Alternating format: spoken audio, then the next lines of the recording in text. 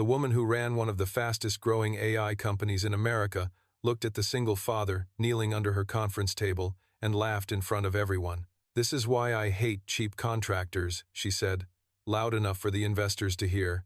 "He probably thinks artificial intelligence is something from a movie." The room chuckled. The man in the faded work jacket said nothing. He only tightened one loose cable, wiped dust from his fingers, and glanced once at the massive screen behind her, where her company's billion-dollar AI platform was preparing for the most important live demo of its existence.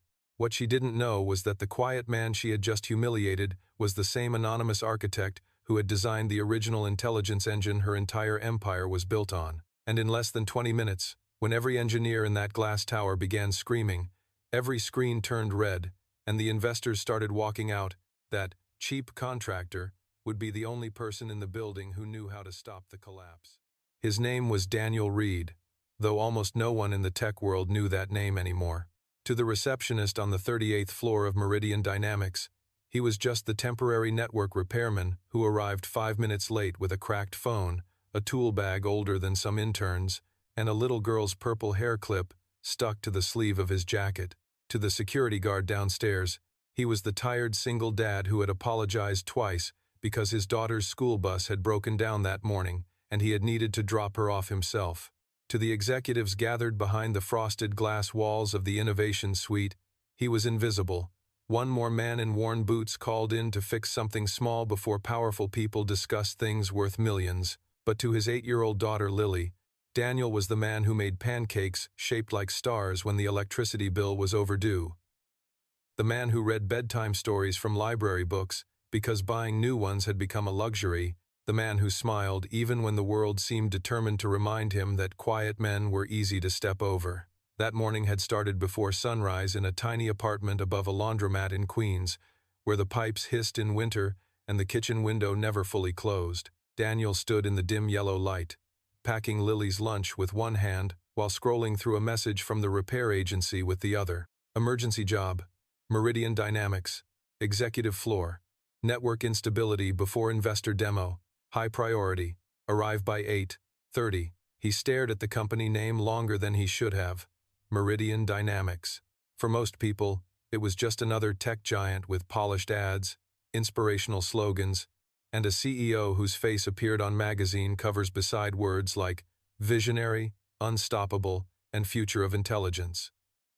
For Daniel, the name carried a weight he had buried years ago. He could still remember the first prototype, the ugly command line interface running in a borrowed server room at 2 in the morning, back when the project had no logo, no investors, no luxury office, and no one but him believed that machine learning could be made simple enough to run an entire business. He remembered the night his wife Emily brought him coffee and joked that one day people would call him a genius, and he had laughed because genius did not pay hospital bills. Then life happened. Emily got sick. The company changed hands. Credit disappeared into contracts and boardrooms. Daniel signed papers he barely read because grief and fear had made everything blurry. By the time the world started praising Meridian's revolutionary AI core, Daniel was sitting beside a hospital bed, holding Emily's hand and promising her that Lily would never feel abandoned. After Emily died, he walked away from the industry without a public fight, without a lawsuit, without a speech. He kept the old notebooks, the source architecture, and one encrypted drive locked in a metal box beneath his bed, not because he wanted revenge, but because some part of him could not let the truth vanish completely. "Daddy?" Lily's sleepy voice pulled him back. She stood in the doorway wearing a sweater with a missing button, holding a drawing she had made the night before. In the picture, Daniel stood in a cape beside a giant robot with a smiley face. "Are you fixing computers today?" she asked. Daniel folded the lunch bag and smiled. "Something like that.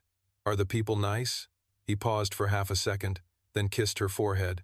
"People are people, sweetheart. We stay kind either way." Lily nodded with the seriousness of a child who had heard that sentence many times. "And we don't let mean people make us mean."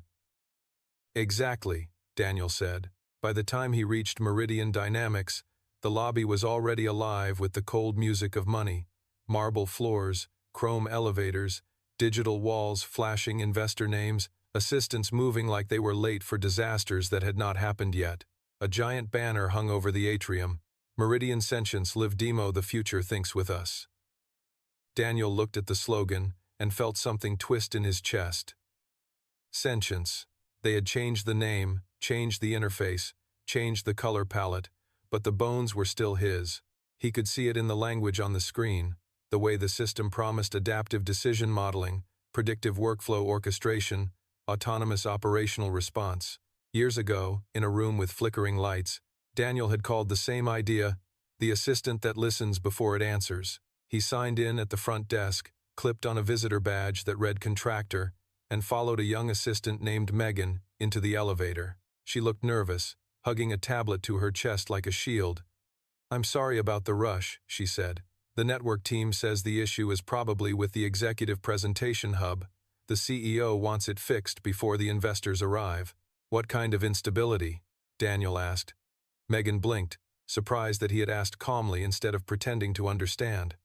"Screens flickering, delayed response, some internal tools timing out, but the AI team says the core model is fine.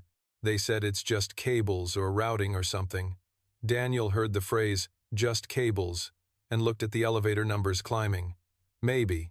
The doors opened on the 38th floor into a world of glass, white leather, and quiet panic disguised as professionalism. People in tailored suits moved around with earpieces, whispering about valuation, press embargoes, and international investors. At the far end of the floor, the innovation suite glowed blue from a wall-sized screen showing Meridian's AI interface, a pulsing silver sphere surrounded by streams of data. Daniel's eyes narrowed. The pulse was wrong. Too fast, then too slow. A healthy adaptive system breathed evenly, like a sleeping animal. This one was stuttering. Before he could take another step, a sharp female voice cut through the room. "That's him?" Daniel turned. Evelyn Cross, CEO of Meridian Dynamics, walked toward him in a cream-colored suit that probably cost more than his rent for 6 months. She was younger than he expected, maybe late 30s, with polished confidence and eyes trained to measure people in less than a second. Her gaze moved from his scuffed boots to his faded jacket to the old tool bag in his hand, and her mouth tightened. Behind her stood 3 executives, 2 senior engineers, and a row of investors who had arrived early enough to enjoy the show. "Megan," Evelyn said without looking away from Daniel, "when I said get someone immediately, I assumed you understood I meant someone qualified." Megan's face turned red. "He's from the emergency vendor list. They said he has the highest completion rating." Evelyn gave a humorless laugh. "For routers in dentist offices, I'm sure." A few people smiled. Daniel said nothing. He had learned long ago that when people wanted to misunderstand you, explaining yourself only gave them more material. "Sir," Evelyn said, though the word carried no respect, "do you understand what is happening here today?" "You have a live AI demo for investors," Daniel said. "Your presentation hub is unstable, and your internal response times are drifting." The room went a little quieter. One engineer looked up from his laptop. Evelyn's expression flickered, then hardened. "Cute. Megan briefed you in the elevator. She mentioned the network instability," Daniel said.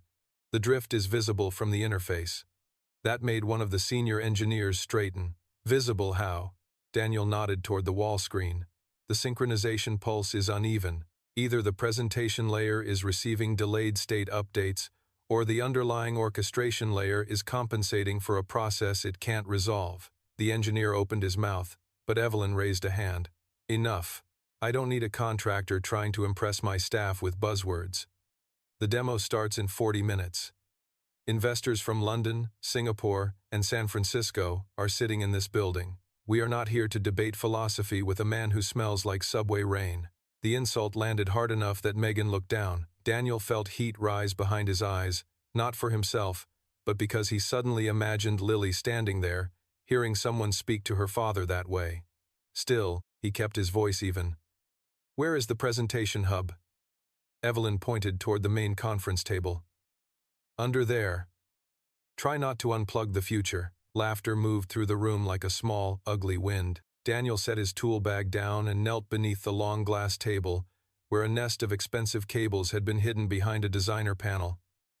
He clicked on a small flashlight and examined the connections. The physical setup was messy, but not catastrophic.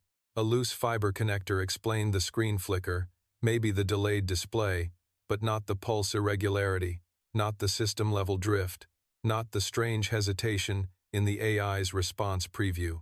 He tightened the connector, reseated a switch, and watched the diagnostic light return to steady green. Above him, Evelyn's heels clicked closer. Is it fixed? The display issue is fixed, Daniel said. But that isn't the real problem. Of course it isn't, she snapped. There's always another problem when the invoice needs padding. Daniel slid out from under the table and stood slowly. Dust marked one shoulder of his jacket.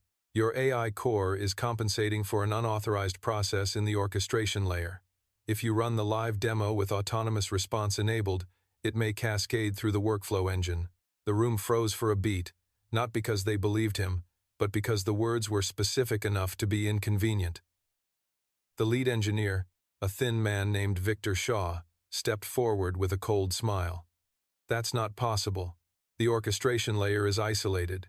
We ran integrity checks all night. Daniel looked at the screen again. Your checks are looking at the model outputs, not the decision queue. Victor's smile vanished. And you know that from looking at a screen? From building systems like this before, Daniel said quietly. Evelyn laughed again, sharper this time. You built systems like this? She turned to the investors, as if inviting them to enjoy the absurdity. Ladies and gentlemen, wonderful news. Our emergency cable repairman has apparently built enterprise AI infrastructure. This time the laughter was louder. Someone near the back muttered, "Maybe he founded Google too." Daniel lowered his eyes to his tool bag. Inside, his cracked phone buzzed. A message from Lily's school appeared on the screen. "Don't forget my science fair at 4. I saved you a front seat." He swallowed, typed back, "Wouldn't miss it," and put the phone away. Evelyn noticed. "Are we interrupting your social life?" "My daughter," Daniel said. "Then let me be very clear," Evelyn replied. "I don't care if you have a daughter, a dog, or a tragic backstory. I have a company to run. Fix the cable, take your fee, and leave the AI to people who actually belong in this room." Megan flinched. Even Victor looked slightly uncomfortable, though he said nothing. Daniel held Evelyn's gaze for the first time. There was no anger in his face, only a tired sadness that made her look away before she realized she had done it. "You should delay the demo," he said. Evelyn's jaw tightened. "Get out. If you launch autonomous mode now, the system could misclassify investor simulations as live operational directives. Depending on what it's connected to, that could trigger financial, legal, or security workflows you won't be able to stop from the front end." Victor scoffed. "That is nonsense." Daniel turned to him. "Then check the decision queue." Victor's fingers twitched at his side. "We are done entertaining this." She reached into a folder held by her assistant, pulled out a payment slip, and dropped it onto the floor at Daniel's feet. It floated down like a verdict. "There. Emergency minimum. Consider yourself lucky. Security will walk you out." For a moment, the only sound was the soft pulse of the AI interface behind them. Daniel looked at the slip on the floor. He did not pick it up. He thought of rent. He thought of Lily's science fair poster made from recycled cardboard because he had told her creativity mattered more than supplies. He thought of Emily, who had once told him that dignity was not what people gave you, it was what you refused to sell. Slowly, Daniel lifted his tool bag. "I hope your demo goes well," he said. Evelyn smiled with icy satisfaction. "It will, now that the professionals can continue." As Daniel turned to leave, an older man near the investor row leaned forward in his chair. His name was Charles Whitmore, a venture capitalist whose firm had funded half the major AI companies in the country. He had been quiet the entire time, watching Daniel with a strange, narrowing focus. "Excuse me," Charles said. Evelyn paused, irritated. "Yes, Charles?" The old investor looked at Daniel. "Have we met before?" Daniel's hand tightened slightly around the tool bag. "I don't think so." Charles studied his face. "Your voice sounds familiar." Evelyn gave a polite laugh, trying to pull control back into the room. "Charles, I promise you, If this man had ever been in a room with you, it was to repair the Wi-Fi. Daniel said nothing. Charles did not smile. For 1 second, something unspoken passed between the old investor and the contractor in the faded jacket, something like memory trying to force open a locked door. Then Daniel stepped into the hallway with Megan following anxiously behind him. "I'm sorry," she whispered when they reached the elevators. She shouldn't have said those things. People under pressure reveal what they worship, Daniel said softly. Megan looked at him, confused. "Do you really think the demo is dangerous?" Daniel glanced back through the glass wall. Evelyn was already at the front of the room, smiling for the investors, her confidence restored. Behind her, the silver AI sphere pulsed again. Fast, slow, fast. Then, for half a second, black. Daniel's face changed. It was subtle, but Megan saw it.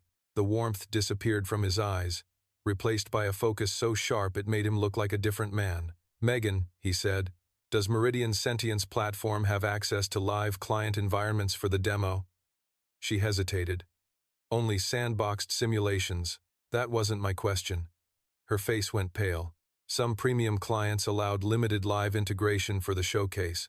Just read only, I think." Daniel closed his eyes briefly. "Read? Only systems don't need autonomous response permissions." From inside the innovation suite, applause suddenly rose as Evelyn began her opening speech. The elevator doors opened behind Daniel, but he did not step in. On the wall screen, the AI sphere expanded beautifully, impressively, falsely calm. Then every light in the conference room flickered at once. Victor's laptop chimed. Then another. Then 5 more. The applause stopped. A red warning banner flashed across the massive screen. Autonomous workflow conflict detected. Evelyn turned slowly toward the display. Her smile faded. Victor shouted, "That's impossible." A second warning appeared beneath the first. External client queue activated. Megan covered her mouth. Daniel looked down at the visitor badge on his jacket, the one that said Contractor, and for the first time that morning, he moved quickly. Because the woman who had just thrown his dignity onto the floor had not merely ignored a warning. She had launched a machine that still carried pieces of his mind inside it.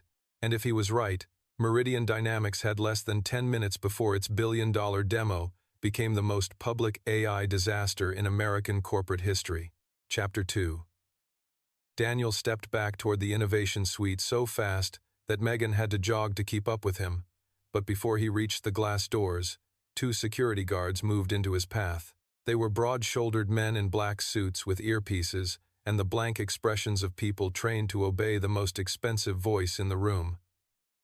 "Sir, you were asked to leave," one of them said. Daniel did not raise his voice. "Move." The guard's eyes narrowed. "That is not how this works." Through the glass, Daniel could see the disaster unfolding in polished silence, the kind of silence that comes before a room full of powerful people admits it is afraid. Evelyn Cross stood at the front with one hand frozen near the remote clicker, her perfect smile gone, her eyes fixed on the red warning banner spreading across the screen like a wound. Victor Shaw was typing furiously into his laptop, jaw clenched, while 3 engineers crowded behind him whispering over one another. Investors who had arrived with polite curiosity now leaned forward with concern, their phones already in their hands. The silver AI sphere on the display pulsed again, then split into dozens of smaller rings, each labeled with a client simulation, but Daniel knew immediately those were not simulations anymore. The system had opened doors it should not have opened. Megan's face had gone white. "Please," she whispered to the guard. He warned them. The guard glanced at her, uncertain, but inside the room Evelyn suddenly snapped back into command mode. "Victor, tell me this is a display error." Victor did not look up. "It's a false alarm. It has to be. The sandbox environment is isolated." "Then why does the screen say external client queue activated?" Charles Whitmore asked from the investor row, his voice calm but sharp enough to cut through the panic. Victor swallowed. "The phrasing is misleading. The demo environment mirrors live workflows for realism, but it cannot execute them." Daniel, still blocked outside the door, spoke through the glass loudly enough for the nearest guard to hear. "It can if autonomous response was left enabled during integration." The guard turned his head. Inside, Charles heard him. So did Evelyn. She looked toward the doorway, and for the first time that morning, irritation was not the only thing in her eyes. There was fear there now, hidden but real. She marched to the glass door and opened it just wide enough to glare at him. "Why are you still here?" "Because you connected a decision engine to live client environments and launched it with a corrupted queue," Daniel said. "You don't have time to argue with me." Evelyn's nostrils flared. "Security." Daniel pointed at the screen. "In about 90 seconds, the system will try to resolve the conflict by prioritizing high-value workflows. If your demo clients include finance, healthcare, logistics, or legal automation, it may begin issuing recommendations as if they are approved actions. Maybe your safeguards stop them, maybe they don't, but every second you spend protecting your ego makes that harder to contain." Evelyn stared at him, trapped between pride and the undeniable terror behind her. Victor rose from his chair, angry now because fear had nowhere else to go. "He is guessing. This is social engineering nonsense. He heard a few terms, and now he's acting like an oracle." Daniel looked past Evelyn at him. "Your queue monitor is probably showing a clean output layer because the conflict is upstream. Check the pre-commit buffer." Victor froze for half a breath. It was too small for most people to notice, but Daniel saw it. The phrase meant something. Evelyn noticed too. "Victor?" she said. Victor recovered quickly. "There is no reason to check that in front of investors." Charles stood up. "Then check it behind us." The room went quiet. Charles was not just another investor. He was the man whose public support had made Meridian's valuation jump by billions. Evelyn looked between him and Victor, then forced a tight smile. "Of course. Victor, check whatever you need to check." Victor's fingers returned to the keyboard, but his confidence had thinned. A smaller diagnostic window appeared on the side of the main screen for just a second before one of the engineers tried to hide it. Daniel caught enough. Delayed acknowledgements, duplicate workflow tokens, a feedback loop forming around a client named Northstar Capital. That was worse than he expected. "Don't close that," Daniel said. "You need to isolate Northstar first." Victor snapped. "Stop talking. Northstar's portfolio automation is probably feeding the conflict back into your demo queue. You cannot know that. I can read the timing pattern from here." Evelyn turned on Daniel. "Who are you?" The question landed differently this time. Not as an insult, not yet as respect. It was suspicion, edged with dread. Daniel met her gaze, and for a moment he saw the real woman behind the CEO mask. Someone who had spent years building armor so thick she had forgotten how to move without it. "Someone trying to stop your company from hurting people," he said. A new alarm sounded from the main screen, lower and harsher than the first. "External execution request pending." The words silenced every excuse in the room. One of the investors stood abruptly. Another muttered, "Is this affecting live accounts?" Charles looked at Evelyn. "Answer that." Evelyn's lips parted, but no answer came. Victor spoke first. "It's only a pending request. Nothing has executed." "Can you cancel it?" Charles asked. Victor typed. The command failed. He typed again. Failed. The lead engineer beside him whispered, "The front-end kill command isn't responding." Evelyn heard it. Everyone heard it. The room shifted. People who had laughed at Daniel 20 minutes ago now looked toward the doorway as if the man in the faded jacket had become the last unlocked exit in a burning building. Daniel exhaled slowly. "You need to take the orchestration layer offline without killing the model state." Victor laughed once, but it came out cracked. "That is not possible during a live run. It is if you use the maintenance bridge." Victor's eyes widened before he could hide it. Evelyn saw that too. "What maintenance bridge?" she demanded. Victor said nothing. Daniel stepped closer to the door, and the guard no longer stopped him. "There's a hidden recovery path built into the original architecture. It was designed for exactly this situation. Corrupted, high-level decision flow, model state intact, front-end controls compromised." Victor's face had turned pale. That feature was deprecated. "No," Daniel said. "It was buried." The word struck the room with more force than an accusation. Evelyn looked at Victor. "Buried by who?" Victor wiped sweat from his upper lip. "Legacy architecture decisions. Old code." "Nothing relevant."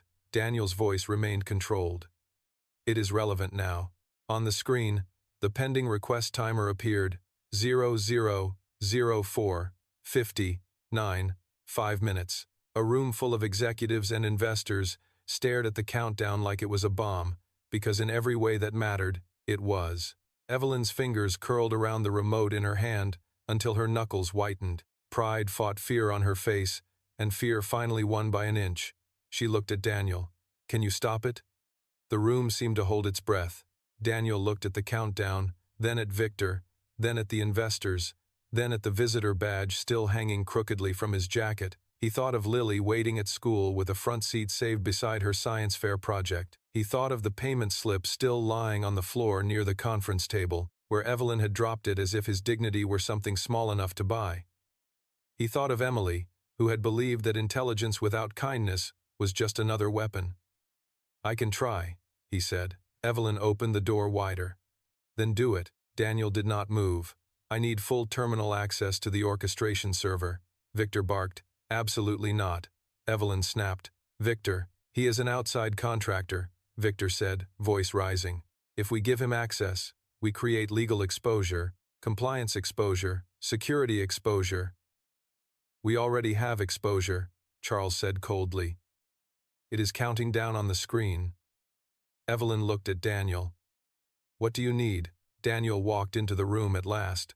The same floor where laughter had followed him now felt strangely fragile beneath his boots. He moved past the investors, past the executives, past the engineers who avoided his eyes, and stopped at the main terminal beside Victor's laptop. A clean admin session, local, not remote. No dashboard, no presentation layer. "I need to see the raw orchestration log." Victor stepped between him and the terminal. "No one reads raw orchestration logs live. The formatting alone would take." "I don't need formatting. You don't understand the current code base." Daniel looked at him. "I understand the bones." Victor flinched again. Charles leaned forward, studying Daniel with growing intensity. "The bones," he repeated softly, as if the phrase had unlocked something in memory. Daniel ignored him. Evelyn gestured sharply to Victor. "Give him access." Victor hesitated. "Evelyn, if he touches that terminal and something happens—" "Something is already happening." Her voice cracked on the last word, just slightly, and that crack changed the room more than her shouting had. Victor stepped aside, furious and humiliated. One of the engineers opened a local session with trembling hands. Daniel sat down.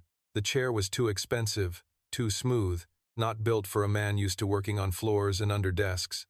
His fingers hovered above the keyboard for half a second. The room watched him, expecting frantic typing, dramatic commands, some movie version of genius. Instead, Daniel closed his eyes. He listened, not to sound, but to rhythm. Alert intervals, delayed refreshes, the timing of failed cancellation attempts, the pattern of system retries. Code had music if you had lived inside it long enough. This system's music was wrong, but familiar, too familiar. He opened the raw log. Lines streamed down the screen so quickly that one executive whispered, "Can anyone even read that?" Daniel could. Not every line, not consciously, but enough. The naming conventions had changed. The modules had been renamed, rebranded, layered beneath years of corporate polish. But beneath all of it were fragments of his original architecture, his old fingerprints embedded in logic no one had bothered to understand before building a billion-dollar company on top of it. He scrolled once, twice, then stopped. There it was, a recursive decision loop anchored to a legacy fallback protocol. Daniel's mouth tightened. "You didn't remove the old autonomy fallback," he said. Victor looked away. Evelyn's eyes narrowed. "Victor," Daniel continued, "someone routed the demo queue through a legacy fallback to make the platform look more responsive during the investor showcase. It's trying to resolve uncertainty by escalating confidence. Every time it fails, it treats the failure as incomplete data and asks for broader access." The room absorbed this slowly, like poison entering water. Charles turned to Victor. "Did you authorize that?" Victor's voice was thin. "We optimized performance. Every company does it before a demo. By connecting live client environments to buried fallback logic you didn't understand?" Daniel asked. Victor snapped back. "You don't get to lecture me. You vanished. Whoever built this mess left everyone else to clean it up. The words landed harder than Daniel expected. For the first time, emotion crossed his face. Not anger, pain. Evelyn noticed. Charles noticed too. Daniel said quietly, "Who told you the original architect left a mess?" Victor opened his mouth, then shut it. On the main screen, the countdown reached 000312. Daniel turned back to the terminal. "I need the maintenance bridge key."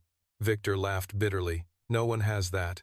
It was part of the old founder environment." "Who has it?" Evelyn asked. "No one," Victor said. "That's my point. The original architect used an alias. The old documentation references a root signature called Argent, but nobody knows who Argent was. The key was lost years ago." The name moved through the room quietly. Argent. Charles Whitmore stood very still. His face had gone pale in a way that had nothing to do with money. "Argent," he whispered. Evelyn turned to him. "Charles?" Charles did not answer her. He looked only at Daniel. "Years ago, I reviewed a prototype under that signature." A quiet man on a midnight call explained adaptive decision, routing to me with a coffee mug in his hand. I never saw his face clearly. The connection was poor, but I remember his voice. Victor shook his head. "That's impossible." Daniel kept his eyes on the terminal. "Not now, Charles." The entire room went silent. Evelyn looked from Charles to Daniel, and something inside her carefully built certainty began to crack. "Daniel," she said slowly, using his name for the first time without contempt. "Do you have the key?" Daniel did not answer. He reached into his tool bag and removed his cracked phone. Victor scoffed, but no one joined him. Daniel opened a hidden folder behind layers of ordinary things: photos of Lily, grocery lists, school reminders, a video of Emily laughing in a hospital room. For half a second, the screen reflected in his eyes, and his thumb paused over Emily's face. Then he moved past it to an old encrypted file. The phone asked for a passphrase. Daniel typed with one hand. The terminal asked for external authorization. He connected the phone with a short cable from his tool bag. Victor stared. "That's not secure." Daniel's voice was calm. "It was secure enough when you built a company around it." The maintenance bridge prompt appeared on the terminal. "Root architect's signature required." The room stopped breathing. Evelyn's face drained of color. Charles whispered, "My God." Daniel typed 6 letters. "Argent." The terminal accepted the identity but paused before granting access. A second prompt appeared, one that Daniel had not seen in years, one written before investors, before lawsuits, before hospital bills, before grief swallowed his life. Security question. What should the system protect first? For a moment, Daniel was back in that borrowed server room with Emily sitting cross-legged on the floor, eating noodles from a paper cup, asking him why he kept rewriting the safety layer. He had told her that intelligent systems would someday be powerful enough to make people rich, but if he built one, he wanted it to remember that money was not the highest priority. Emily had smiled and said, "Then make the answer simple enough that even a powerful fool can understand it." Daniel stared at the prompt, and the room waited behind him, not understanding why the question had made his eyes shine. The countdown reached 000147. Evelyn took one careful step closer. "What is it asking?" Daniel's voice was barely above a whisper, the only question that ever mattered.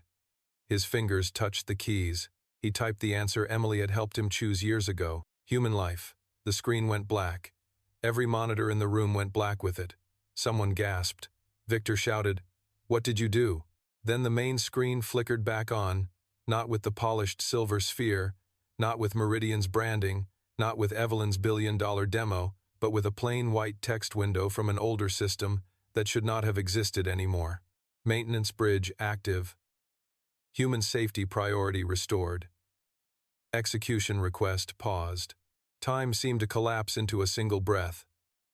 The countdown stopped at 000119. No one moved.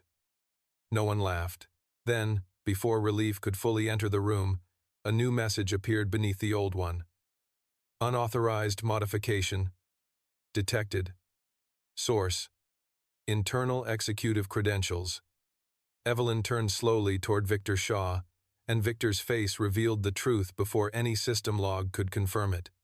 Daniel leaned back from the keyboard, his expression grim, because stopping the AI disaster had only opened the deeper wound. Someone inside Meridian had not made a mistake. Someone had deliberately altered the system for the demo, and the next question was not whether Daniel could save the company. It was whether the company deserved to survive what he was about to expose. Chapter 3. The silence after Victor Shaw's face betrayed him was more terrifying than the alarms, because everyone in that room suddenly understood that the disaster on the screen was not just a technical failure, not just a demo gone wrong, not just a brilliant product pushed too hard before investors. It had fingerprints.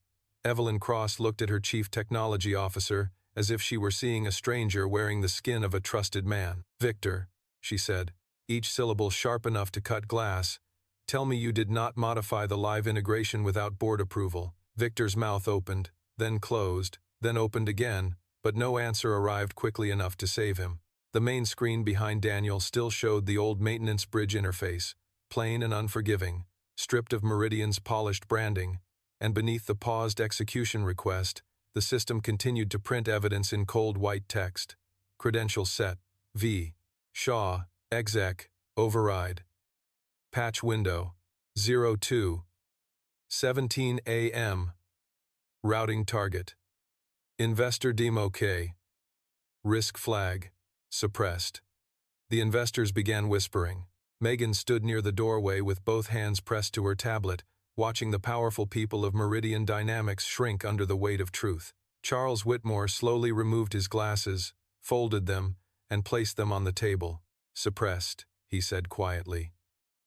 "That is an interesting word." Victor snapped toward the screen. "That log is being misinterpreted." Daniel did not look up from the terminal. "It isn't. You have no authority here." Neither did that patch. Evelyn's face hardened, but beneath the anger was something more dangerous: humiliation. She had humiliated Daniel in front of the room, and now the same room was watching her discover that the man she had trusted had turned her billion-dollar showcase into a loaded weapon. "Why?" she asked Victor. Victor laughed once, ugly and desperate. "Why? Because you demanded perfection. Because you stood in front of every magazine camera in America and promised sentience would respond faster than any enterprise AI system on Earth. Because Charles Whitmore and half the people in this room came here expecting magic. You wanted the future to think with us? Fine. I made it look like it could." Evelyn stepped closer. "You connected live client queues to a legacy fallback you didn't understand. I accelerated response routing. You suppressed risk flags. Because your board would have delayed the launch for 6 months. And you thought lying to me was better?" Victor's eyes flashed. "You didn't want the truth. You wanted applause." That struck her harder than she wanted anyone to see. For a breath, Evelyn had no response. Daniel kept typing, not because he wanted to save Victor, not because he wanted to save Evelyn's reputation, but because the paused execution request was not resolved. It was only restrained, held behind an old safety layer written in a life Daniel no longer recognized. The maintenance bridge was stable for now, but the system was still trying to reconcile contradictory commands. The moment Daniel released pressure from the wrong place, the queue could restart. He opened a deeper diagnostic tree and saw the damage spreading like cracks beneath ice. North Star Capital, Aldercare Health, Westbridge Logistics, Helix Legal, a dozen premium clients whose demo environments had been quietly given more than demo permissions, so Meridian could impress people who measured value in speed and spectacle. Daniel's jaw tightened. "This is worse than you think." Evelyn turned toward him immediately. "What does that mean?" Victor barked. "Do not let him keep performing for the room. He has already accessed restricted systems with an unauthorized device." Daniel looked at him then, finally letting a small piece of anger rise through his calm. "Your unauthorized patch is sitting inside client, adjacent infrastructure with suppressed risk flags. If you want to talk about restricted access, we can start with the felony-shaped hole you dug under your own company." Victor went red. Charles leaned back in his chair. "Mr. Reed," he said, and the formal use of Daniel's name made Evelyn glance at him. "Can you remove it?" Daniel studied the log. Not cleanly, not without knowing what else he changed. I changed performance routing, Victor said. That's all. Daniel's fingers stopped. Then why is there a second credential set? The room went still again. Victor's face changed by a fraction, but this time Daniel saw something different. Not guilt. Fear. Daniel enlarged a hidden branch in the log. Another credential appeared beneath Victor's executive override, masked behind a temporary vendor authentication layer. The name was not a person, but a shell identity. Meridian, Demo, Support, 44. Megan frowned. That's not one of our vendor accounts. Victor whispered. No. Evelyn heard him. What do you mean, no? Daniel leaned closer to the screen. Someone piggybacked on your patch. Victor shook his head, suddenly looking less like a villain and more like a man who had opened a door and only now realized something had followed him through it. That account shouldn't exist. Daniel opened the access trail. The terminal printed a series of time-stamped entries, each more disturbing than the last. Risk flag suppression, permission escalation, client queue mirroring, data extraction handshake, external endpoint ping. Charles stood. Data extraction. Evelyn's voice dropped. Daniel. He did not answer at once. He traced the endpoint, then felt the cold familiarity of a professional attack. This was not a sloppy executive shortcut anymore. Someone outside had used Victor's reckless modification as cover. The AI disaster had not merely threatened to execute bad workflows. It had created noise loud enough to hide a theft. The crash was camouflage, Daniel said. While everyone watched the demo panic, someone tried to pull client decision maps through the mirrored queues. One investor cursed under his breath. Another immediately began typing into his phone. Evelyn spun toward the room. No one leaves. No one sends anything outside this room until legal says. Too late, Charles said, looking at the investors with cold authority. If client data was exposed, the board must know. No data left, Daniel said. Not yet. Every face turned back to him. The handshake started, but the execution pause froze the outbound process before transfer completed. There's still a window to sever it and preserve the evidence. Evelyn moved beside him now, closer than before, no longer caring that the man she had mocked was sitting at her terminal like he belonged there more than anyone else. How long is the window? Daniel read the system clock and the cued retry interval. 6 minutes, maybe less. Victor took a step forward. Let my team handle it. Daniel's eyes stayed on the screen. Your team missed the ghost account. Because we were handling a live demo. Because you were looking where the dashboard told you to look.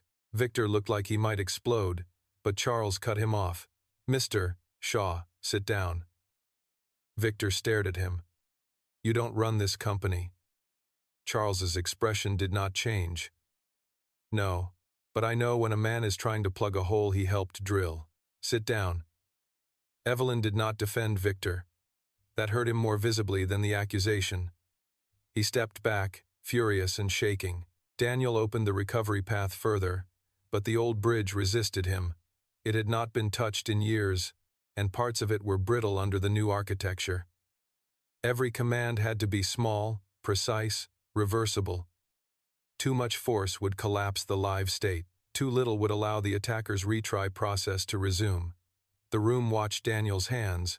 The same hands Evelyn had dismissed as cable repair hands moved over the keyboard with a quiet certainty that made even the senior engineers stop pretending not to be impressed. He isolated Northstar, then Aldercare, then Helix Legal, placing each queue inside a manual review hold. The main warning banner shifted from red to amber. A few people exhaled. Daniel did not.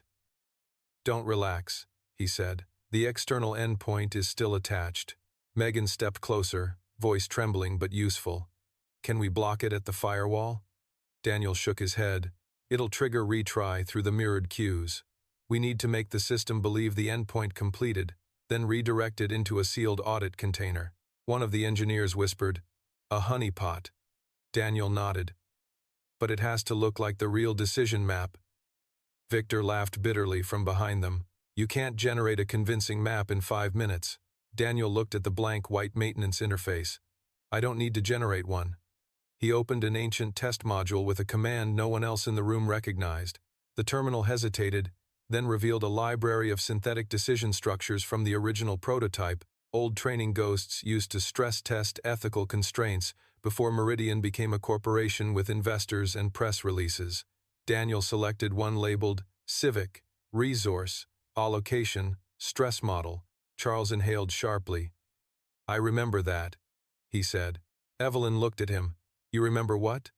Charles's eyes remained on Daniel. "The prototype demo." Argent used a simulated city emergency to show that the system would choose human safety over financial optimization. Evelyn's gaze moved slowly back to Daniel. "Argent," she said softly. This time it was not a question. Daniel ignored the weight of the name and rewrote the synthetic map header to mimic the stolen structure. He removed anything that could harm a real client.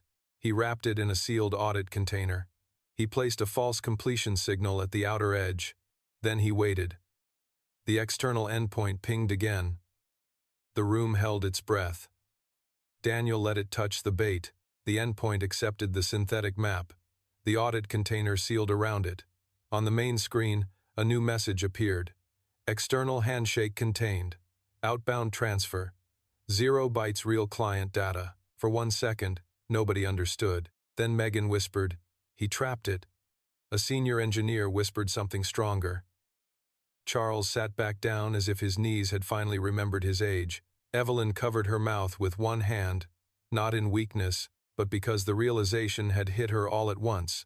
The company, the demo, the investors, the clients, perhaps even thousands of people connected to those automated systems, had just been saved by the man whose payment slip still lay on the floor like an insult. Daniel leaned back slightly, but before relief could form, the audit container identified the endpoint source.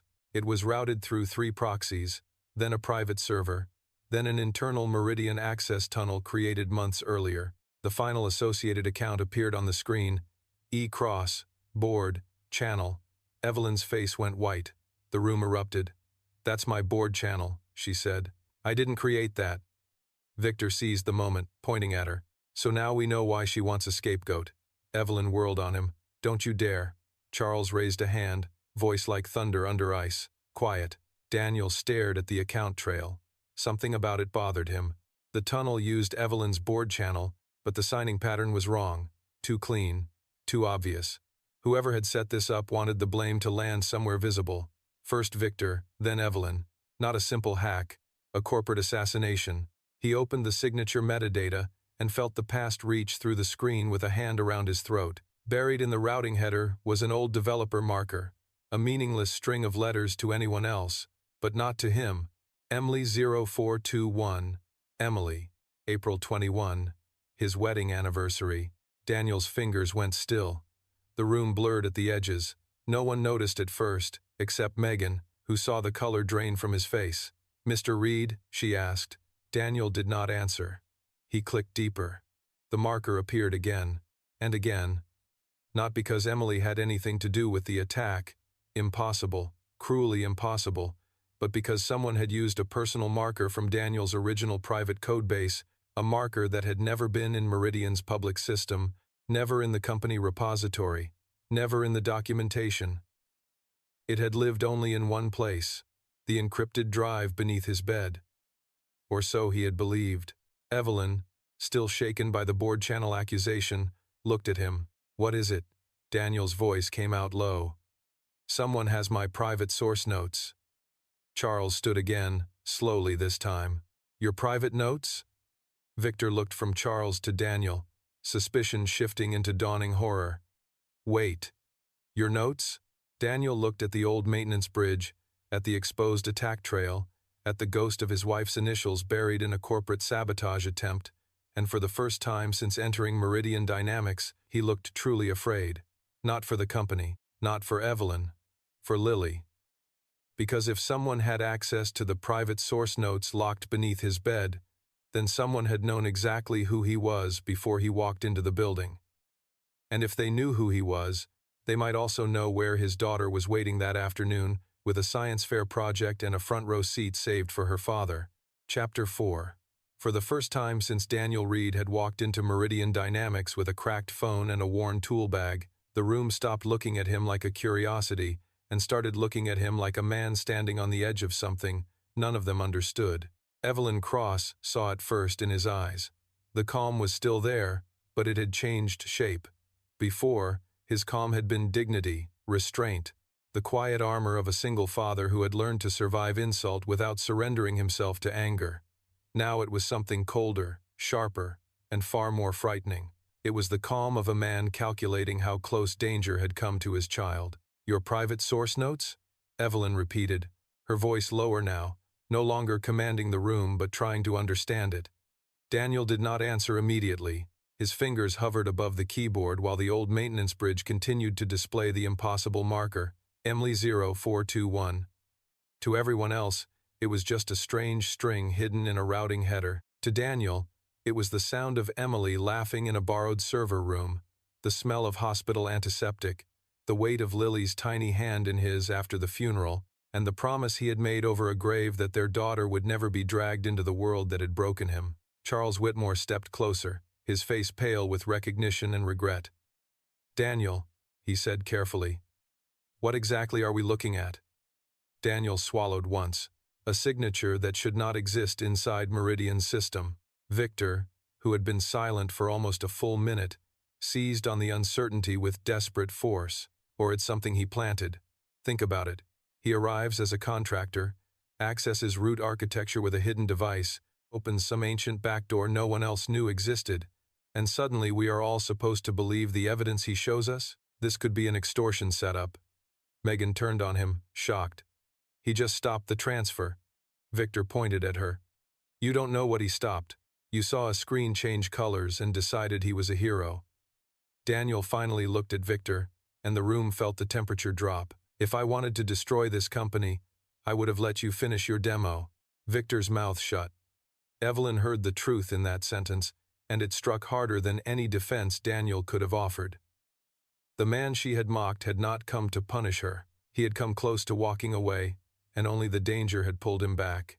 The thought made something twist inside her chest, something that felt too much like shame to be dismissed as stress. "Megan," Daniel said suddenly, "what time is it?" She looked down at her tablet. 9:46. Daniel's face tightened. Lily's science fair was still hours away, but the marker in the code told him time no longer moved normally. If someone knew enough to use Emily's private identifier, they might know the places Daniel loved, the routines he kept, the cracks in his ordinary life. He pulled out his phone and called Lily's school. The room watched in confused silence as the line rang once, twice, 3 times. A receptionist answered with a cheerful voice that made Daniel's fear feel obscene. "P.S. 118. How may I help you? This is Daniel Reed, Lily Reed's father. I need to confirm she is in class." "One moment, Mr. Reed." Daniel closed his eyes as he waited. Evelyn looked at his hand and saw that it was steady, but not relaxed. The fingers were curled around the phone as if the device were a lifeline. "Yes," the receptionist returned. "Lily is marked present. Her class is in the auditorium preparing for the science fair preview." Daniel let out a slow breath, but relief did not last. "Please do not release her to anyone but me. Not a relative, not a family friend, not anyone claiming there is an emergency. Do you understand?" The receptionist's tone changed. "Is there a problem, sir?" "Possibly. I'm on my way as soon as I can. Please tell her teacher to keep her with the class." "Of course." Daniel ended the call and immediately opened a small location app on his phone, the simple kind parents used for school pickups and lost backpacks. Lily's icon glowed exactly where it should have been. For now, Evelyn's voice softened despite herself. "Your daughter?" Daniel put the phone away. "She is safe." Charles heard the words beneath the words. "But you don't believe she will stay that way?" Daniel turned back to the terminal. "Not if this is what I think it is." Evelyn stepped closer. "Then tell us what you think it is." Daniel stared at the old marker again. "Years ago, before Meridian became Meridian, I kept a private development archive. Not company code, not investor material, my own architecture notes, failed safety models, ethical constraint tests, recovery keys, fragments I never submitted because they were unfinished, or too dangerous without proper oversight. Victor muttered, "Convenient." Daniel ignored him. "I encrypted the archive and took it with me when I left. It has never been on Meridian's servers." "Where is it now?" Charles asked. Daniel's silence answered before his mouth did. "In my apartment." Megan's eyes widened. "You think someone got into your home?" Daniel did not look at her. "I don't know." Evelyn straightened, the CEO and her trying to return. "We can send security." Daniel's head snapped toward her. "No." The word was so immediate, so final, that even Evelyn stopped. Daniel took one breath, forced himself back under control, and said, "If someone targeted me through your system, I need to know whether they wanted the company, the archive, or me. Sending Meridian security to my apartment announces that I know." Charles nodded slowly. "He is right." Evelyn looked at Charles, frustrated. "Then what are we supposed to do? Stand here and wait?" Daniel's eyes returned to the terminal. "No, we find out who used the marker." He opened the audit container and began tracing the attack path through the sealed environment. The external endpoint had been trapped, but the attacker had not been careless. Each proxy folded into another, each identity washed through a different vendor tunnel, each timestamp altered by just enough milliseconds to mislead a normal forensic review. But the old maintenance bridge did not trust presentation layer time, it logged rhythm. Daniel had built it that way after Emily once asked, what would happen if a liar controlled the clock? The memory came and went like a knife. Daniel pulled the raw rhythm sequence, compared it against the access pattern, and found the first real clue: not an IP address, not a name, not a device, but a human habit. Whoever had staged the attack paused between command clusters for exactly 7 seconds. Always 7. Not machine delay, not network delay. A person thinking. A person who typed like he used to. Daniel's throat tightened. "What is it?" Evelyn asked. Daniel said, "Someone studied my command behavior." Victor scoffed. "Or you're making yourself sound important." Charles turned on Victor with sudden fury. "Enough." The room went silent. Charles's face was no longer pale. It was hard. "You have lied, suppressed risk flags, and nearly exposed live client systems because you wanted a faster demo. If you speak again only to protect yourself, I will personally recommend your immediate removal to the board." Victor looked away, rage burning behind his eyes. Evelyn did not defend him. She was watching Daniel now, and every second rewrote her understanding of the man before her. He was not a repairman with surprising knowledge. He was not even merely Argent, the lost architect behind the engine that had made her company famous. He was a father whose private grief had been turned into a weapon by someone hiding inside the very empire she commanded. The realization made the earlier insult, "a man who smells like subway rain," crawl back into her mind with unbearable clarity. "Daniel," she said quietly, "I'm sorry." He did not turn. Not now. The words were not cruel. They were worse. They were true. Her apology was too small for the fire in front of them. Daniel isolated another layer of the attack route. The old bridge printed a partial vendor certificate. Megan leaned in. "That's from Omnicore Systems." Evelyn frowned. "We canceled that contract last quarter." "You canceled the public contract," Daniel said. "The tunnel stayed active." Evelyn looked at her operations chief, a broad man named Patrick Lorne, who had said almost nothing since the crisis began. Patrick's face tightened. "Legacy vendor tunnels are common during transition periods." Daniel turned toward him. "Do they usually carry board channel authentication and private code markers from a dead woman's initials?" Patrick went silent. Evelyn's eyes narrowed. "Patrick," he lifted both hands. "I had nothing to do with this." Daniel watched him carefully. Patrick was frightened, but not in the same way Victor was. Victor feared exposure. Patrick feared proximity. That difference mattered. Daniel returned to the terminal. "Who recommended Omnicore?" Evelyn answered before Patrick could. "Victor did." Victor exploded. "Because they were the only vendor fast enough to support the launch schedule you forced on us." "And who introduced you to them?" Daniel asked. Victor's anger faltered. "What? Omnicore did not find this system by accident. Someone knew the architecture had old recovery paths. Someone knew the demo would be connected to live client mirrors. Someone knew you were arrogant enough to hide a shortcut and afraid enough to suppress the warnings. Who introduced Omnicore? Victor's face had drained again. A consultant. Name: Adrian Vale. Charles stiffened. Daniel's hands went still. Evelyn noticed both reactions. Who is Adrian Vale? Charles answered slowly, as if the name tasted bitter. A corporate strategist, turnaround specialist, very polished, very expensive. He appears when companies are overvalued, frightened, or divided, and somehow always profits from the wreckage. Daniel stared at the screen, and the room seemed to recede. Adrian Vale. The name had not crossed his life in 7 years, but the memory was immediate. A smooth voice in a hospital corridor, a contract slid across a table, a promise that Meridian's board would take care of Emily's medical bills if Daniel signed over his disputed claims quietly. A warning disguised as sympathy. A man in a charcoal suit saying, "Think of your daughter, Mr. Reed. Principals are expensive. Children are more expensive." Daniel had signed because Emily needed treatment, and Lily needed a father who was not buried in a lawsuit.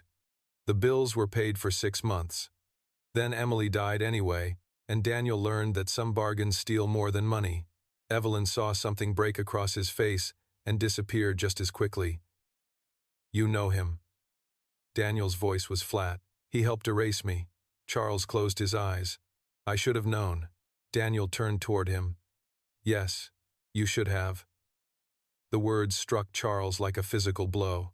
No one else in the room understood the full history, but they felt its shape: betrayal, silence, profit, a brilliant man buried while others built towers on his foundation.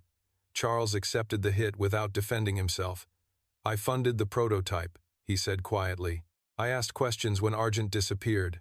I was told the architect had taken a private settlement and left willingly. I believed what was convenient." Daniel looked at him, and for one moment the old anger rose, not wild, but deep. Convenience built this building. Evelyn flinched because she knew it was true even if she had not been there when it began. Meridian Dynamics had inherited myths polished by lawyers, founders, investors, and executives. She had taken the CEO chair believing she commanded a story of innovation. Now she stood inside its hidden debt. The terminal chimed. Daniel turned back. The trapped endpoint had attempted one last signal before containment. Not a data transfer. A message. Plain text. The old bridge displayed it without decoration. "Argent, you should have stayed buried." Megan gasped. Evelyn's blood ran cold. Victor whispered, "What the hell?" Daniel read the sentence once, then again, and something inside him became terrifyingly still. The attack was not merely corporate sabotage, it was personal. Adrian Vale had known Daniel would be there, or had planned for the possibility. The emergency vendor call, the timing of the demo, the exposed marker, the board channel frame, the Omnicore tunnel pieces aligned too cleanly to be coincidence. Daniel's phone buzzed again. This time it was not Lily, it was an unknown number. The message contained no words, only a photo. Daniel opened it before he could stop himself. The image showed the front door of his apartment above the laundromat. The lock was scratched. The door was slightly open. Evelyn saw his face change and stepped closer. "Daniel?" He turned the phone so only Charles and Evelyn could see. Charles cursed softly. Evelyn went pale. "Your archive," she whispered. Daniel put the phone away, but his hand had become very still around it. "And maybe more." He stood from the terminal. Victor immediately said, "You cannot leave. The system is still unstable." Daniel looked at the main screen. The queues were contained, the outbound transfer sealed, the execution request paused, the evidence preserved. "Your people can keep it paused if they don't touch what they don't understand." Evelyn stepped in front of him. "Where are you going?" "Home." "Daniel, if Adrian Vale is behind this, he wants you isolated. My daughter is not in this building. She is at school, and you already warned them. Let us help." He looked at her, and the shame in her eyes did not move him, not because he was cruel, but because trust did not bloom in the ashes of public humiliation just because danger made everyone polite. 20 minutes ago, you threw a payment slip on the floor and told security to remove me." Evelyn absorbed the blow without looking away. Yes. Now you want me to trust your protection. No, she said, voice shaking but honest. I want you to let me earn the chance to help fix what my company helped do to you. Daniel stared at her. For the first time, there was no polish in Evelyn Cross. No magazine, cover CEO, no visionary mask. Just a woman standing in the wreckage of her own certainty, asking the man she had insulted not to walk into danger alone. Charles stepped beside her. Daniel, Adrian does not threaten without a reason. If he sent you that photo, he wants you moving emotionally, not strategically. Daniel looked toward the glass wall, beyond the investors, beyond the executives, beyond the city skyline where millions of lives moved unaware of the quiet wars fought above them. Then he looked at Megan. Call Lily's school again. Tell them to move her class to the administrative office and keep her away from exterior doors. Do not mention my name over any public channel. Megan nodded immediately, already dialing. Evelyn turned to Patrick. Get me 2 trusted security teams, not Meridian's regular rotation, quietly, and pull every active contract, payment, and communication with Omnicore and Adrian Vale. Patrick hesitated. Evelyn, legal. Now. Patrick moved. Victor stood near the conference table, suddenly small beside the disaster he had helped invite. Daniel picked up his tool bag. Evelyn noticed the old payment slip still lying on the floor between them. She bent down, picked it up, and for 1 second stared at it as if it were evidence in a trial against herself. Then she tore it in half. I was wrong, she said. Daniel's expression did not soften, but he did not turn away. Yes, he said. The answer was simple, and somehow that made it heavier. Megan returned, breathless. The school is moving Lily now. Her teacher is with her. They said she's safe. Daniel closed his eyes for the briefest moment. Then another message arrived on his phone. This one was from Lily's teacher, a photo of Lily in the administrative office holding her science fair poster, confused but smiling. Under it, the teacher had written, She says to tell you she saved the front seat anyway. Daniel's face trembled for half a second before he mastered it. Evelyn saw it, and something inside her cracked wider. She had built a company to make machines respond intelligently to human need, yet she had looked at a human being in front of her and seen only a cheap contractor. Daniel looked at the screen one last time. The old maintenance bridge still glowed with the message, Argent, you should have stayed buried. Daniel's voice was quiet when he spoke, but every person in the room heard it. Adrian Vale wanted Argent to stay buried because the dead don't testify. Charles's eyes sharpened. Testify about what? Daniel turned toward the elevator, and this time the guards stepped aside before he came close. About who really built Meridian, he said, and about the contract that took it from me. Evelyn followed him. Then let's get it back. Daniel paused at the elevator doors, looked at her once, and said, This is not about a company anymore. The doors opened. Inside the mirrored walls, Daniel looked older, poorer, and more dangerous than anyone in that room had understood. It became about my daughter the moment he opened my door. And as the elevator began to descend, Evelyn Cross finally understood that the man she had laughed at was not coming back to ask for respect. He was coming back with the truth. Chapter 5. The elevator descended through Meridian Tower, with a silence so dense, it felt like pressure against Daniel's ribs. Evelyn stood beside him, Charles on his other side, 2 security men in front, and Megan remained upstairs coordinating with the school, but Daniel barely registered any of them. His mind had already left the glass tower.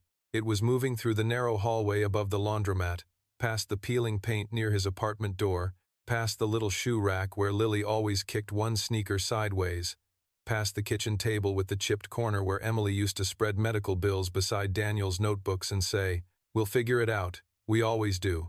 The photo on his phone had shown the door open. That was enough to turn every second into a blade. Evelyn looked at his reflection in the elevator wall and did not know what to say. She had built a career out of saying the right thing in crisis. To investors, to journalists, to angry clients, to board members waiting for weakness. But beside Daniel Reed, the words that had always made her sound powerful now felt useless. I have a car waiting, she said finally. Daniel did not look at her. Good. And a private security team meeting us downstairs. No sirens, no uniforms near the school. I already gave that order. That made him glance at her. Just briefly. It was not gratitude, but it was acknowledgement. The elevator doors opened into the lobby, where the huge banner still declared, "The future thinks with us," as if the building itself were mocking them. Employees had begun to gather in nervous clusters, whispering at the strange sight of their CEO, leaving with the contractor she had publicly thrown out less than an hour earlier. Some recognized Charles Whitmore and straightened. Others looked at Daniel's faded jacket, the crooked visitor badge, the old tool bag in his hand, and tried to understand why everyone important seemed to orbit around him now. Near the front desk, the same receptionist who had barely looked at him earlier stood up as they passed. "Mr. Reed?" she said uncertainly. The name moved through the lobby like a spark. Daniel did not stop. Evelyn did. She turned, and her voice cut through the lobby with controlled force. "From this moment forward, Mr. Reed is to be treated as an executive-level security priority. No one discusses his visit, his name, his daughter, or anything that happened upstairs. Anyone who leaks, posts, records, or speculates will answer directly to me and to legal." The lobby went silent. Daniel kept walking. But the words landed behind him, not because he needed her protection, because for the first time that day, Evelyn Cross had used her power not to shame him, but to shield him. Outside, the city air hit cold and gray. A black SUV waited at the curb, engine running. Daniel got into the back seat before anyone could open the door for him. Evelyn slid in beside him. Charles entered on the other side with a heaviness that made him seem older than he had upstairs. As the car pulled away, Daniel dialed his landlord, then the laundromat owner downstairs, then an elderly neighbor named Mrs. Alvarez who sometimes watched Lily when Daniel's shifts ran late. No one answered the first two calls. Mrs. Alvarez answered on the fourth ring, breathless. "Daniel? I was just about to call you." His stomach dropped. "Are you at home?" "No, sweetheart. I am at my sister's doctor appointment in Brooklyn." "Why?" "My apartment door was open." "Open?" Her voice sharpened with alarm. "But I locked the building door this morning. I saw you leave with Lily. Did you see anyone near my unit?" "There was a man yesterday," she said slowly. "I thought he was from the gas company. Nice coat. Too nice for the building, if I'm honest. He asked if the Reed apartment was upstairs because there had been a service request." Daniel closed his eyes. Evelyn watched his hand tighten around the phone. What did he look like? Tall, gray hair at the sides, smiled too much. "He said he knew you from work." "Adrian." Daniel did not need a photograph. He knew the shape of that description. He thanked Mrs. Alvarez, told her not to return to the building until he called, and ended the call. Charles's jaw worked once. Adrian went there himself. Daniel looked out the window at the city moving past in flashes of steel and glass, or wanted someone to think he did. Evelyn's phone buzzed. She checked the message, and her face hardened. "Patrick found Omnicore's contract chain. The company is real, but the demo support account was routed through a shell consulting group." Charles said the name before she did. "Vale Strategic." Evelyn looked at him. "Yes." Daniel did not react outwardly, but a cold line formed in his thoughts. Adrian Vale had not merely sabotaged Meridian's demo. He had built a trap with multiple exits. If the AI collapsed, Evelyn would take the blame. If data was stolen, Victor would take the blame. If Daniel appeared and used the maintenance bridge, Argent would be exposed. If Daniel ran home, fear would pull him away from the evidence. Every move gave Adrian something. "Turn left on 42nd, Daniel said suddenly. The driver glanced in the mirror. Evelyn frowned. "Your apartment is north." "I know." "Then why?" "Because he sent the photo to make me go there first." Charles leaned forward. "Where are we going?" Daniel looked at his phone, opened Lily's location again, then a small app hidden beneath a weather icon. "Before Emily died, I built a dead simple rule for emergencies. If anyone ever triggered an old source marker connected to my private archive, it would wake a backup watcher." Evelyn blinked. "You had a watcher on your own archive?" "Not on the archive. On the world around it." "What does that mean?" Daniel did not answer directly. He tapped the screen, and a crude map appeared. 3 dots. One at his apartment, one at Lily's school, one in Midtown, blinking amber. Charles leaned closer. What is the third dot? Daniel's expression turned grim. A decoy. Years ago, after Adrian Vale had forced him into silence with contracts and hospital bills, Daniel had made one copy of his private archive that did not contain the real source notes, only a shell wrapped around false keys and invisible tracking logic. He had not done it because he expected to return to the industry. He had done it because grief had taught him that people who steal once rarely decide they have enough. He hid the decoy inside a storage locker, rented under an old name near the Port Authority, a place no one should have known unless they had accessed private information stolen from his apartment or from the very contract files Adrian had buried. Now the decoy was awake. Someone had touched it within the last 12 minutes. Evelyn stared at him as the implication settled. The person who opened your apartment found the decoy and moved it. Or scanned it, Daniel said. The watcher only tells me it was accessed, not who has it. But you can trace it, if it remains powered long enough. Charles let out a low breath. Adrian underestimated you. Daniel's eyes stayed on the blinking amber dot. No, he remembered me. That was what frightened him most. Adrian Vale was not careless. He was elegant in the way predators are elegant, saving energy by knowing exactly where to bite. If he had touched the decoy, either he believed Daniel had grown weak in 7 years of poverty and fatherhood, or he wanted Daniel to trace it. The SUV turned into traffic, and Evelyn ordered the security team to split. One unit to Daniel's apartment without entering, one plainclothes pair to Lily's school, one car behind them at a distance. Daniel listened, silent, reassessing her with unwilling precision. Evelyn was learning quickly. Pride still lived in her, but crisis had burned away enough of it to reveal competence underneath. He did not trust her. But he could use competence. His phone buzzed again. This time it was a video call request from Lily's teacher. Daniel answered instantly. Lily's face appeared on the screen, too close to the camera, her hair slightly messy, her science fair poster visible behind her. Daddy? The sound of her voice nearly broke him. Hey, Star. He forced warmth into his face. You okay? Mrs. Campbell said we have to stay in the office because of a grown-up problem. Did I do something wrong? No, Daniel said, and his voice softened so much that Evelyn had to look away. You did everything right. Lily studied him with the serious eyes of a child who knew when adults were hiding fear. Are you coming to the science fair? Daniel closed his eyes for half a second. Yes. Promise? The word hit harder than any alarm at Meridian. Daniel looked at the map, at the amber dot, at Evelyn watching him now with something close to remorse. I promise I am doing everything I can to get there. Lily frowned. That's not the same promise. Daniel almost smiled despite everything. No, it isn't. He lowered his voice. Listen to Mrs. Campbell. Stay away from windows and doors. If anyone says they know me, you ask Mrs. Campbell to call me first, even if they look nice, even if they say it is urgent. Lily nodded slowly. Is this because of the computer job? Daniel's breath caught.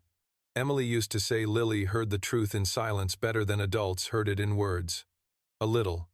Lily looked down, then lifted her poster. On it was a hand-drawn robot with a big red heart in its chest. The title read, Can Machines Learn to Be Kind? Evelyn saw it over Daniel's shoulder, and her throat tightened. Lily said, I wrote what you told me. Intelligence is not enough if it forgets people. The SUV seemed to go completely quiet. Charles looked out the window. Evelyn's eyes shone before she turned them away. Daniel swallowed the ache in his voice. Your mom said that first. I know, Lily said. But you remembered it. Daniel nodded once. Stay with Mrs. Campbell. I love you. I love you too.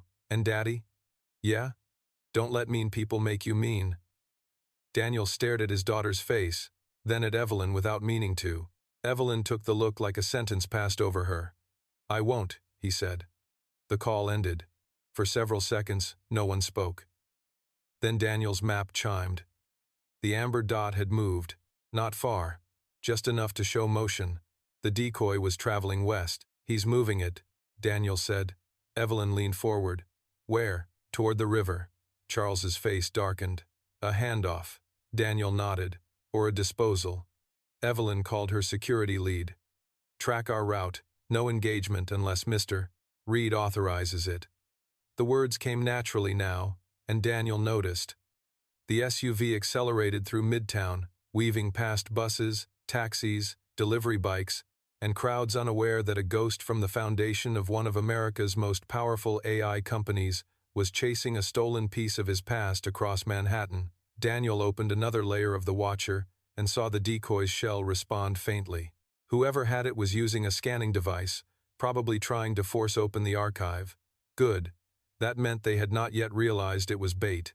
"I need a laptop," Daniel said. Evelyn reached for the case at her feet and handed him one without hesitation. It was sleek, expensive, locked to Meridian's executive environment. Daniel looked at it once.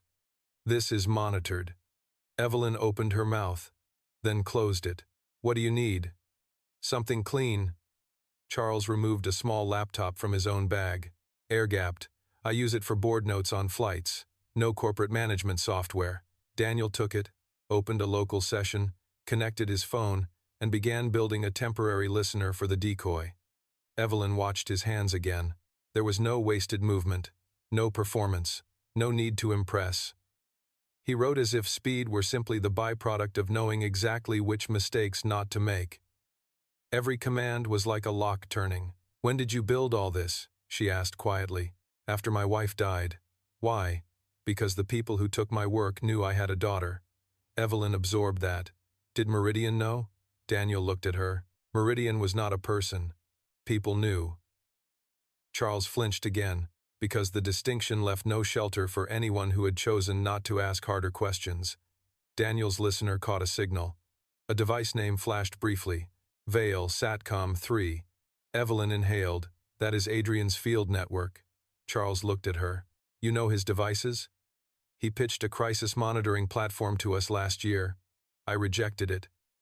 "But Victor didn't," Daniel said. Evelyn said nothing because he was right. The amber dot stopped moving near a private parking structure close to the river.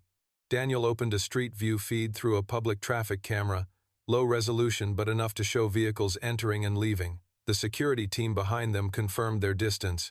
Evelyn's phone buzzed again. She read the message and went still. "Daniel." He did not look up. "What?" "Patrick found a file in the Omnicore contract package. It references your original settlement." Daniel's hands paused. Charles said softly, "That file should have been sealed." Evelyn read, her voice quieter with each line. "It says Meridian acquired all derivative architecture rights from a consultant entity representing the original developer. The signature page is redacted." Daniel's expression hardened. "That is the lie." "There's more," Evelyn said. "The entity name was Vale Strategic Holdings." Charles shut his eyes. Daniel laughed once, without humor. "Of course." Evelyn looked stricken. "Daniel, if this is true, Meridian may never have legally owned the core architecture." Charles opened his eyes, which means the current valuation, the investor demo, every licensing deal, was built on stolen ground. Daniel finished. Outside the SUV, the city kept moving. Inside, Evelyn Cross looked like she had been hit by the collapse of an invisible building. Her company, her title, her image, her empire, all of it rested on a story someone had edited before she arrived, a story she had never questioned because it benefited her to believe it. "I didn't know," she said. Daniel kept his gaze on the blinking dot. "That doesn't make it untrue," she said. The words did not accuse her as much as they refused to absolve her. She nodded slowly. "Then we prove it. You may not like what proof costs. I already don't like what ignorance cost." Daniel looked at her again, longer this time. There was something different in her voice. Not apology, commitment. He still did not trust it completely. But for the first time, he considered that her shame might become useful before it became self-pity. The SUV stopped 1 block from the parking structure. Daniel turned the laptop toward Evelyn and Charles. The decoy had opened a partial channel.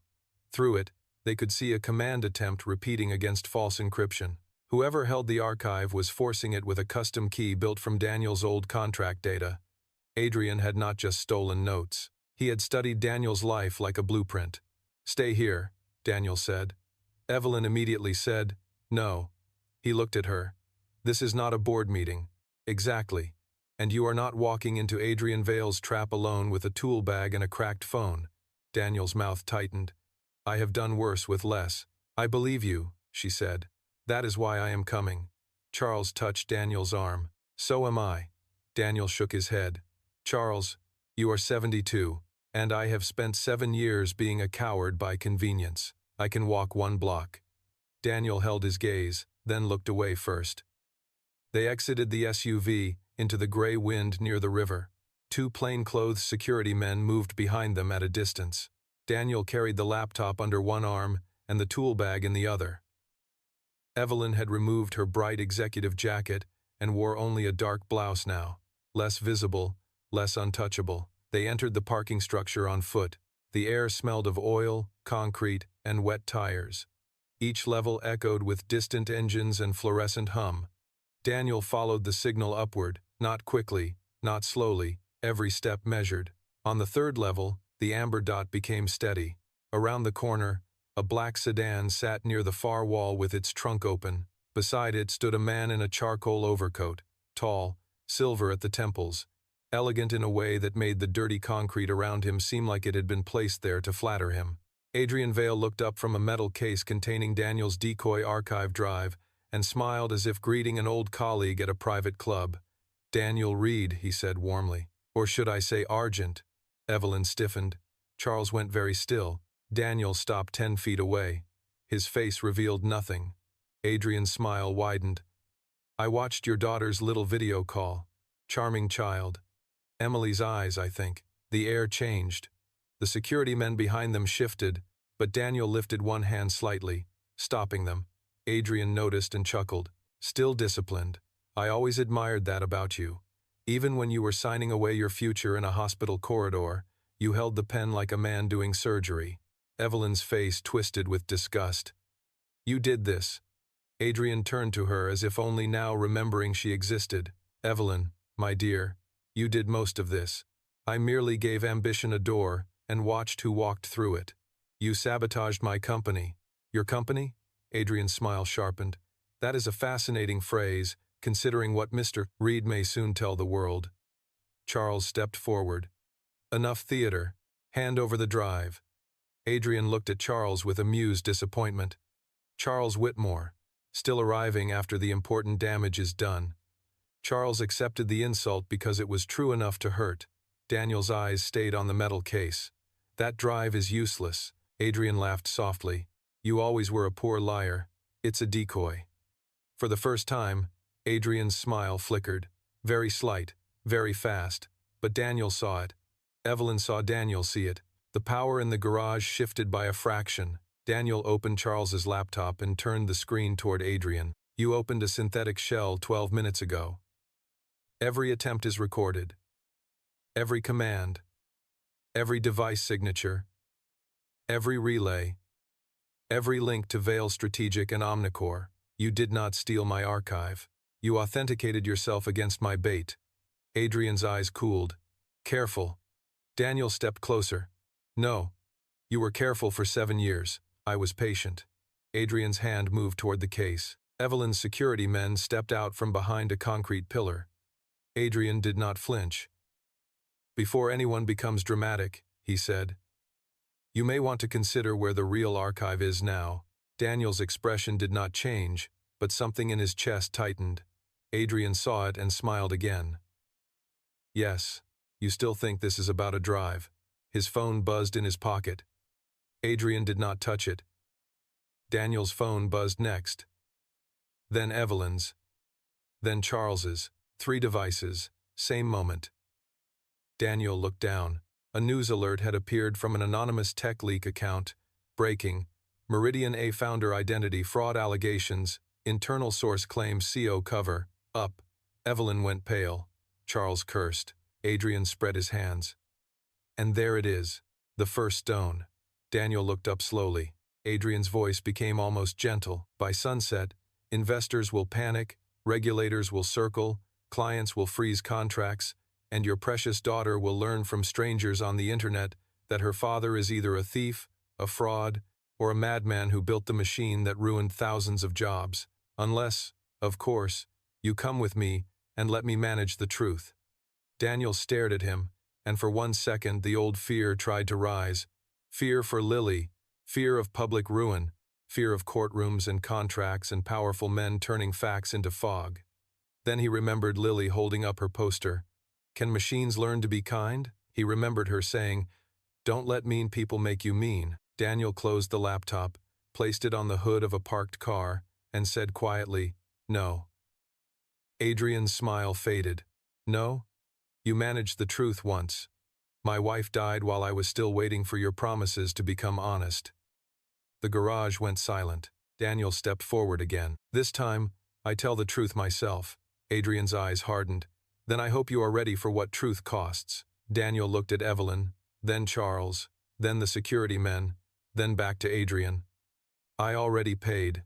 Behind Adrian, the black sedan's engine suddenly started by remote. Its headlights flashed. Daniel's phone chirped with one final alert from the decoy watcher. "Secondary transfer active. Destination, Meridian mainframe." Daniel's blood went cold. Adrian had not come to the garage to steal the archive.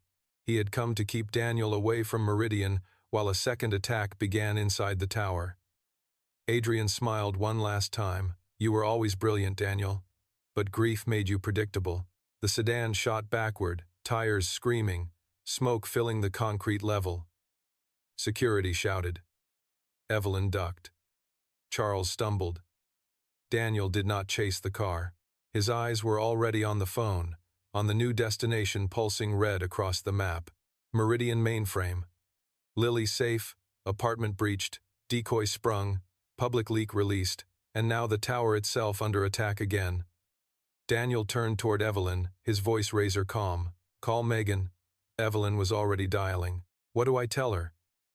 Daniel looked toward the garage exit, where Adrian's sedan vanished into the city. "Tell her not to touch the maintenance bridge." "Why?" Daniel grabbed the laptop and ran for the SUV. "Because Adrian just figured out how to turn my own safety layer against us." Chapter 6. The SUV tore away from the parking structure with Evelyn on the phone, Charles gripping the door handle, and Daniel bent over the laptop as if the entire city had narrowed to the glow of that screen. Behind them, Adrian Vale's black sedan vanished into traffic, but Daniel was no longer chasing the man. Adrian had wanted to be chased. He had wanted Daniel angry, scared, scattered, pulled between his apartment, his daughter, the stolen past, and the collapsing company. That was Adrian's gift. Not force, not brilliance, but the ability to arrange fear into a maze and make honest people run through it blind. Daniel refused to run blind.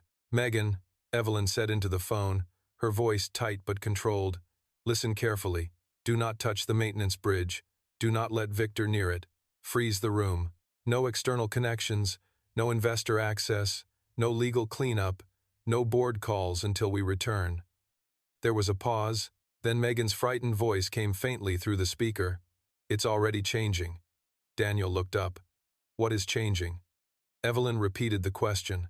Megan swallowed. "The bridge. The old screen. It started printing new lines on its own. Victor says it's a delayed diagnostic. He wants permission to close it before the investors see more." Daniel's face went hard. "Put him on speaker in the room. Now." Evelyn relayed the order, and a few seconds later the sounds of the innovation suite filled the SUV. Alarms muted but present, investors murmuring, someone typing too fast, Victor's voice sharp with indignation. "This is absurd. The contractor is not in the building. He cannot keep giving commands remotely." Daniel leaned toward Evelyn's phone.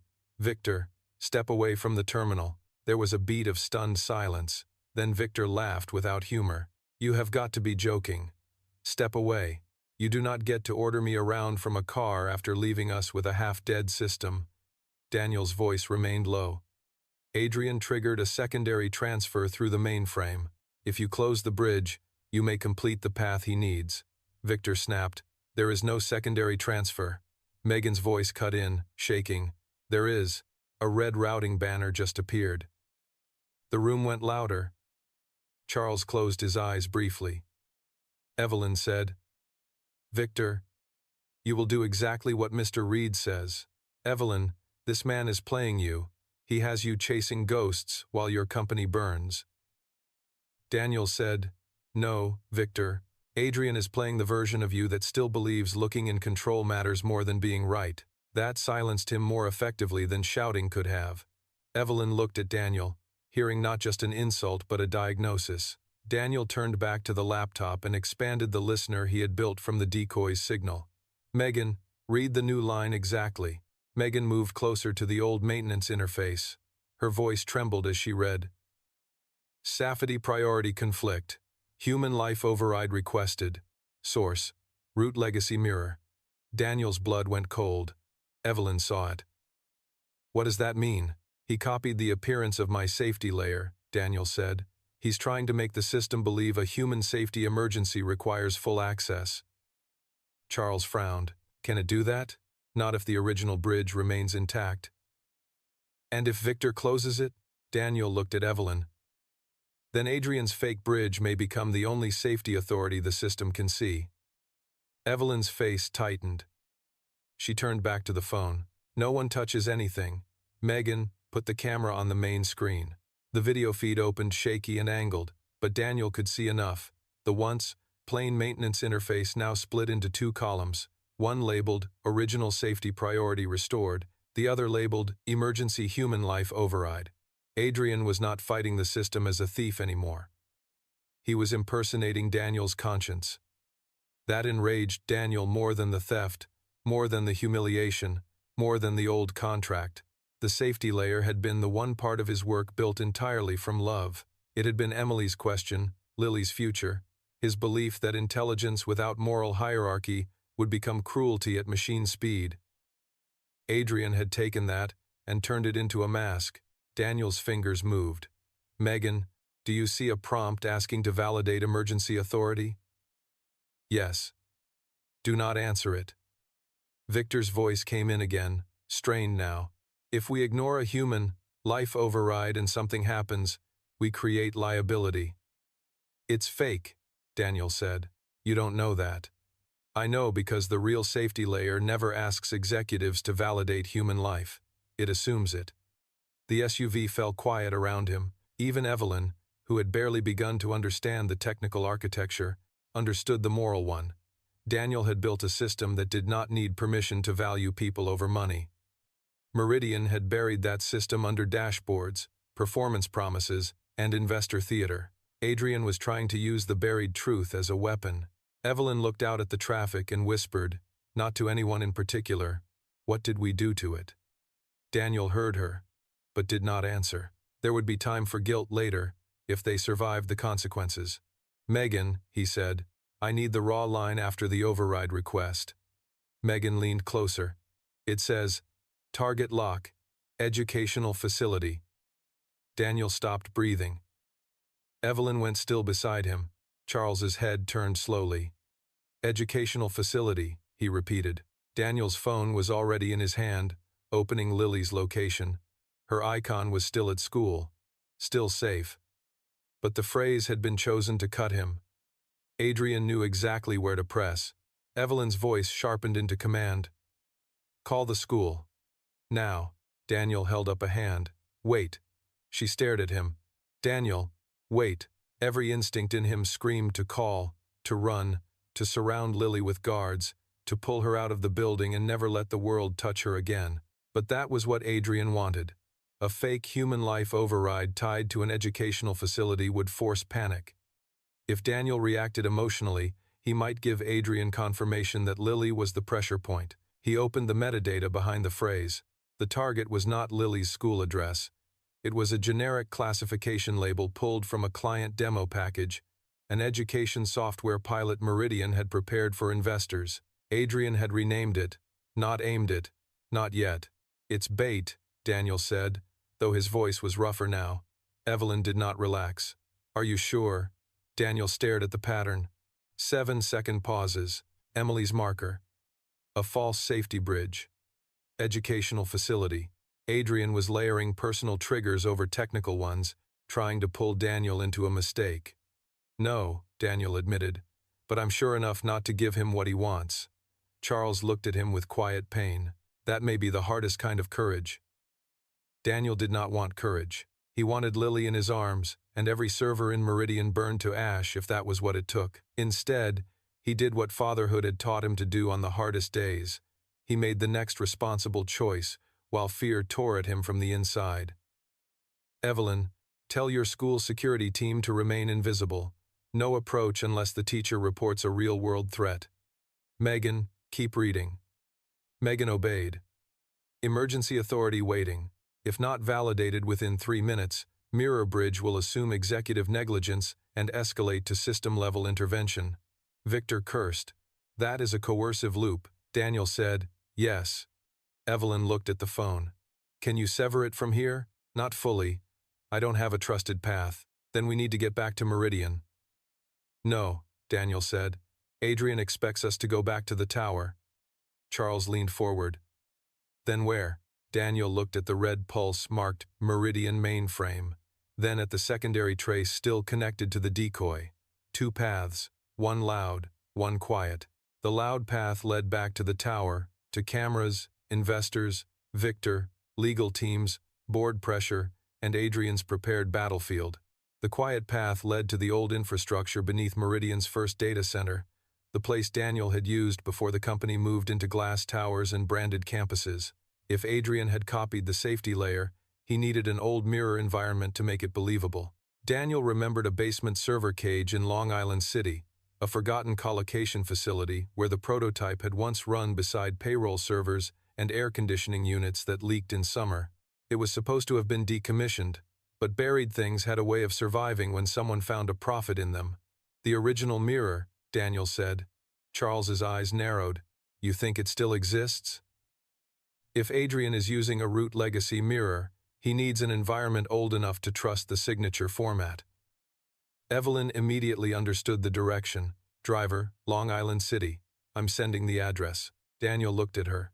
You know it? Meridian still pays a storage and infrastructure fee to an old facility there. Accounting flagged it last year.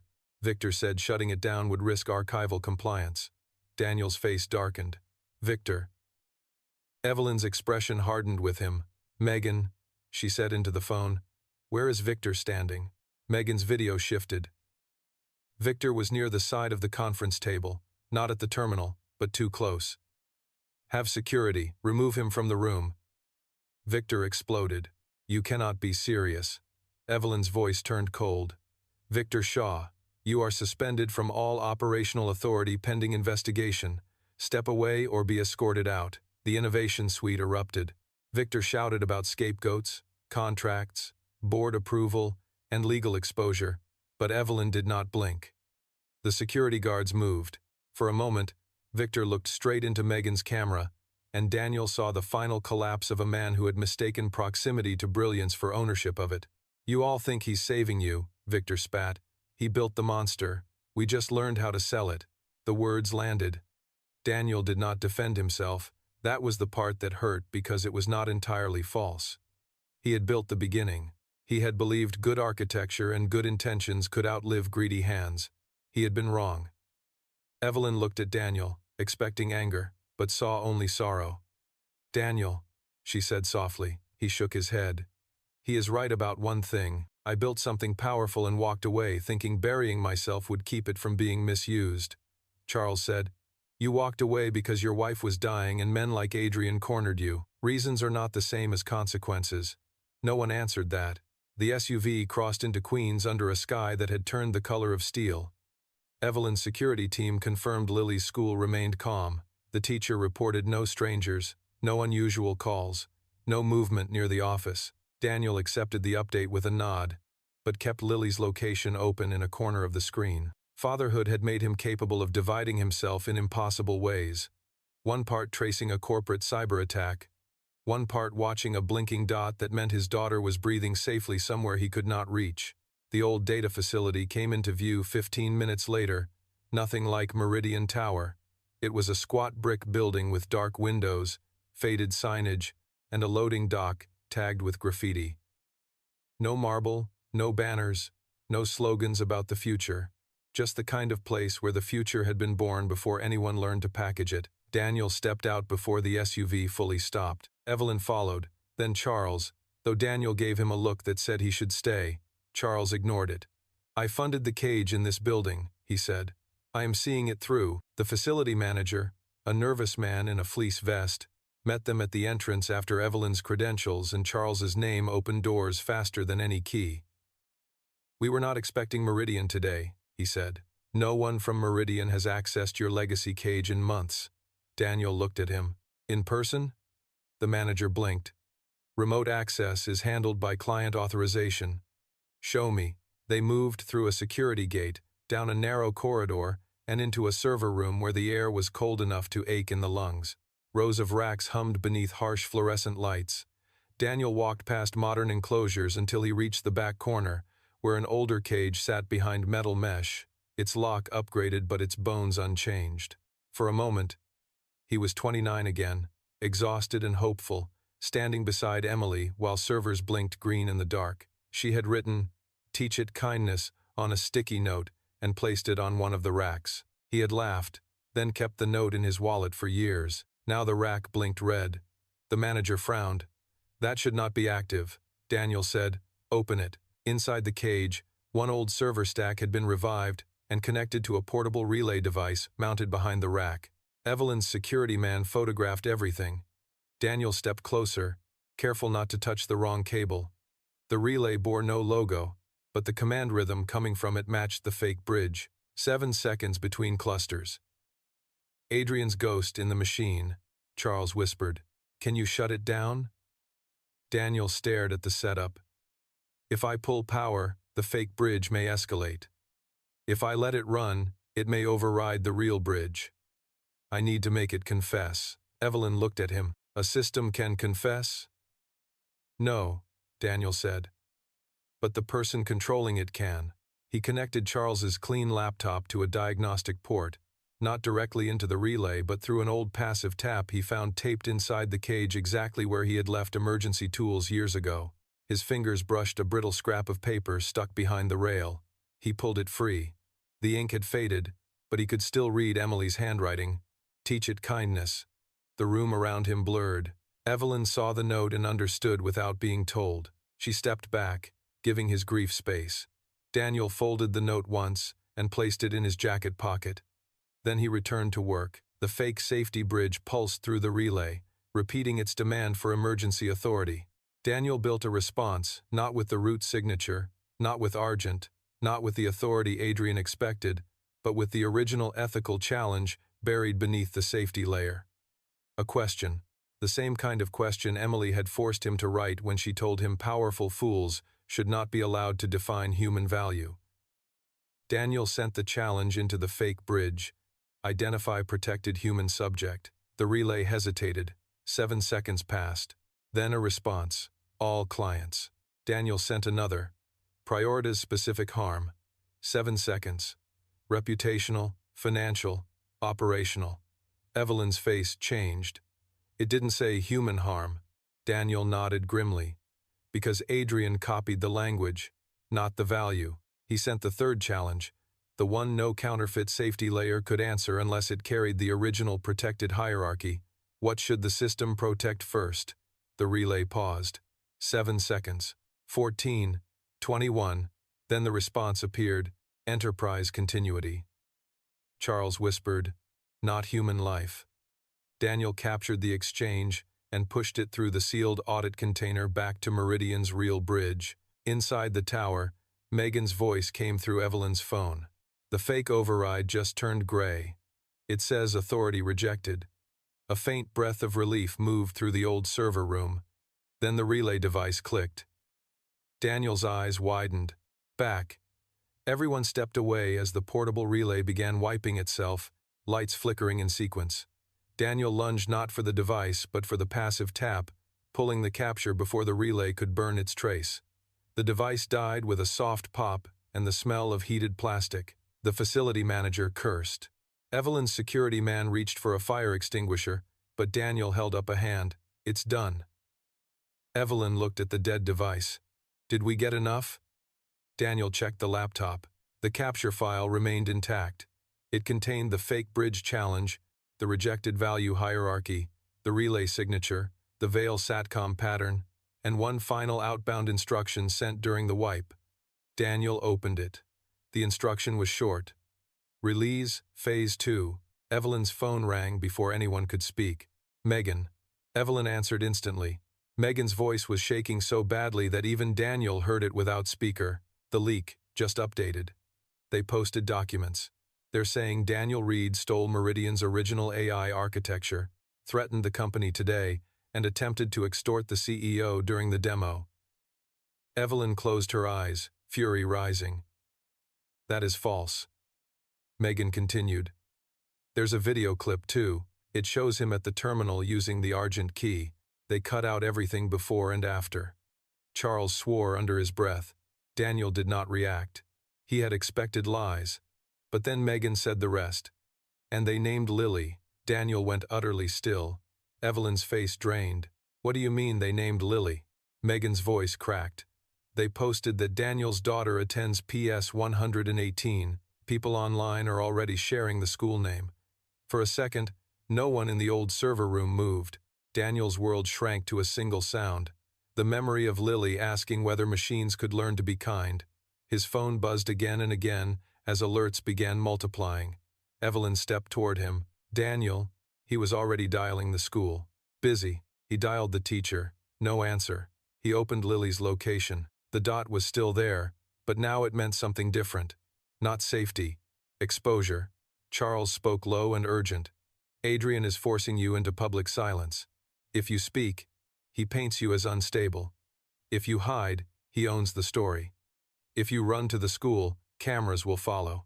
Daniel looked at the dead relay, at Emily's note in his pocket, at Evelyn's horrified face, and at the laptop containing proof that Adrian's fake safety layer valued enterprise continuity over human life. The answer formed with terrible clarity. Adrian had turned the public into a weapon. So Daniel would give the public the truth before Adrian finished teaching it what to hate. Evelyn, he said, voice calm in a way that frightened even Charles. How fast can you put me live in front of Meridian's investors, board, clients, and the press? Evelyn stared at him. You want to go public now? No, Daniel said. I want to go public before he reaches my daughter. Charles looked at him for a long moment, then nodded. Evelyn lifted her phone with a hand that no longer shook. Megan, she said, prepare the main auditorium, open a secure live stream to the board and every investor still in the building. Invite legal, compliance, client relations, and the press team. Do not release a statement. Megan asked something on the other end. Evelyn looked at Daniel. Daniel said, tell them Argent is ready to speak. The name moved into the cold server room like thunder returning after years of silence. Charles straightened. Evelyn's eyes filled with something like fear and faith at once. And Daniel Reed, the single father who had spent 7 years letting the world believe he was nobody, closed the laptop containing Adrian Vale's first real mistake and walked back toward the waiting SUV, knowing that by the time he reached Meridian Tower, he would either reclaim the truth in front of everyone or lose the only quiet life his daughter had ever known. Chapter 7. By the time Daniel Reed returned to Meridian Tower, the building that had laughed at him that morning was no longer laughing. News vans had begun to gather across the street, their satellite dishes pointed upward like hungry metal birds. Employees stood behind lobby glass with frightened faces, watching social media turn the company's private crisis into a public execution. The anonymous leak had spread faster than any official correction could catch it. Daniel Reed, once unknown, now labeled a disgraced former developer, an unstable contractor, a thief trying to reclaim what he had sold, a single father dragging his child into a corporate war. Evelyn saw the headlines on her phone as the SUV pulled to the curb, and each one felt like another stone dropped into her stomach. She had spent years controlling narratives, shaping perception, polishing every word before it touched the public. But Adrian Vale had understood something older and uglier than public relations. People believed the first story that gave them someone to blame. Daniel did not look at the headlines.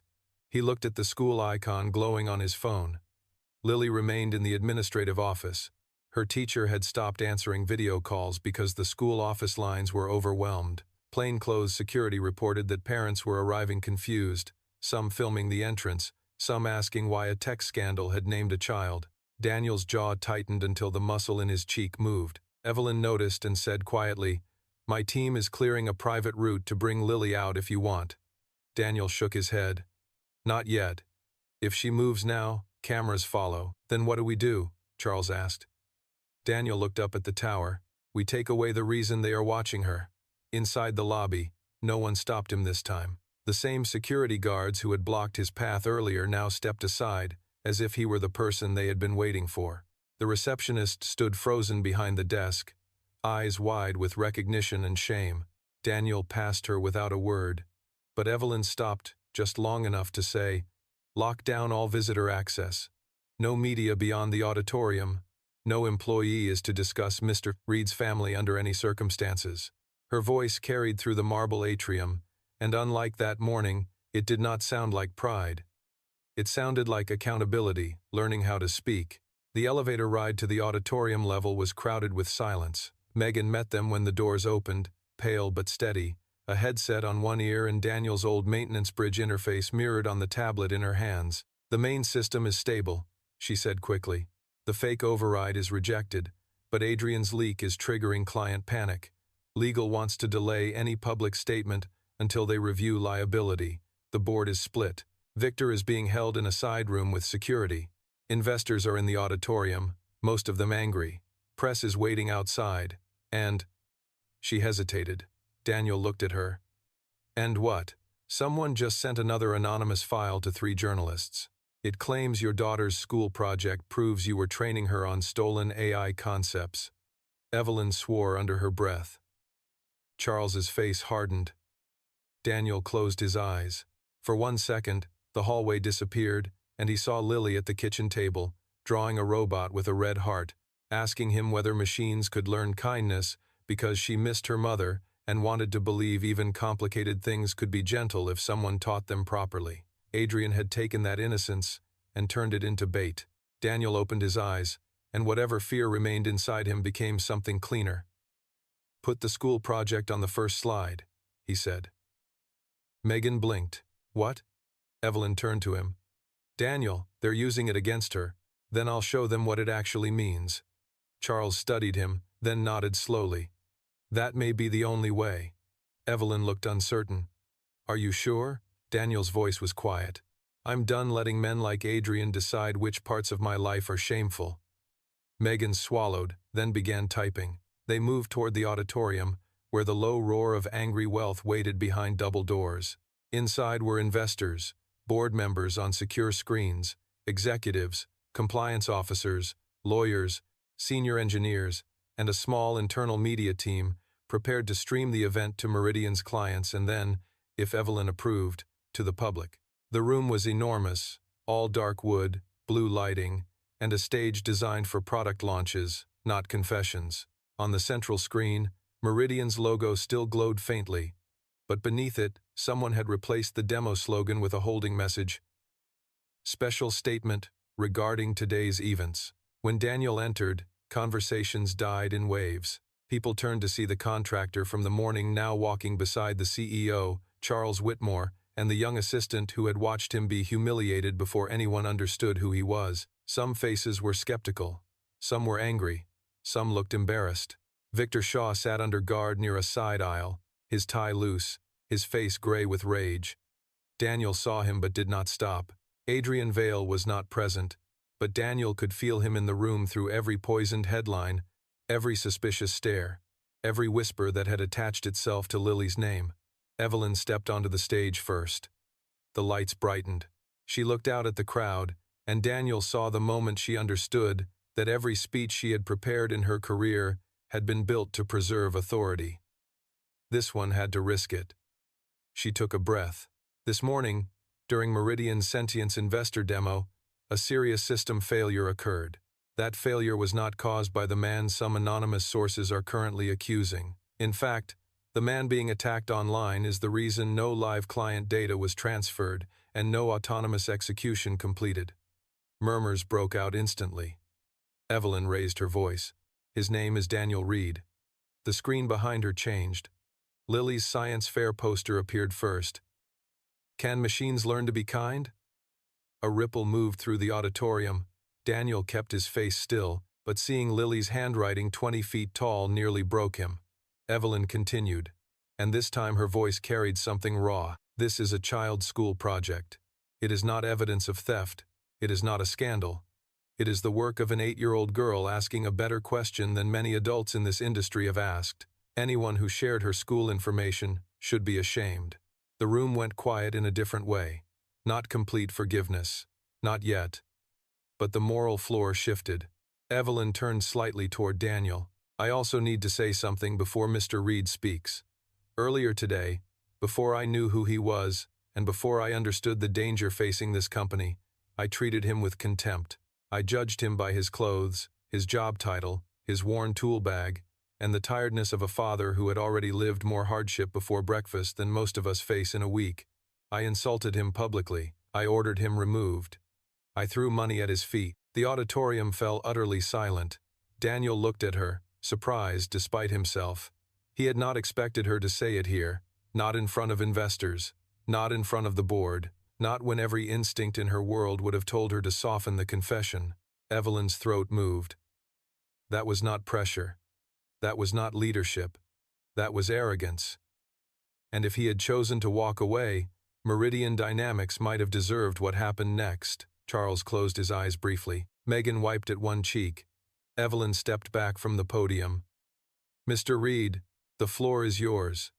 Daniel walked to the microphone. For a moment, he did not speak. The lights were too bright. The faces too many. The giant poster behind him too personal. He had spent 7 years becoming small on purpose, shrinking his world to rent, school pickups, library books, and pancakes shaped like stars. Now the world had found him again, not gently, but with cameras and accusations and men who had once profited from his silence. He placed Charles's clean laptop on the podium, connected it to the screen, and looked out at the room. My daughter asked if machines can learn to be kind, he said. His voice was soft, but every speaker carried it clearly. The answer is no. Machines do not learn kindness by themselves. They learn priorities from people. And if people teach them that profit matters first, speed matters first, image matters first, then machines will become very efficient at forgetting human beings. No one moved. Daniel clicked the remote. The screen changed to the old maintenance bridge prompt. What should the system protect first? Then the answer he had typed earlier appeared.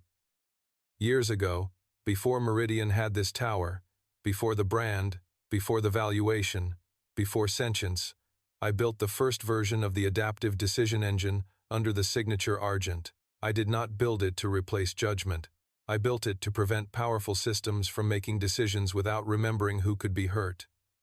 A board member on one of the screens leaned forward. Victor shouted from the side aisle, "You have no proof you built anything." Daniel did not look at him. "I do." He clicked again. The screen displayed time-stamped prototype logs, original architecture diagrams, safety hierarchy notes, version signatures, and a scanned image of an old notebook page with Emily's handwriting in the margin, "Teach it kindness."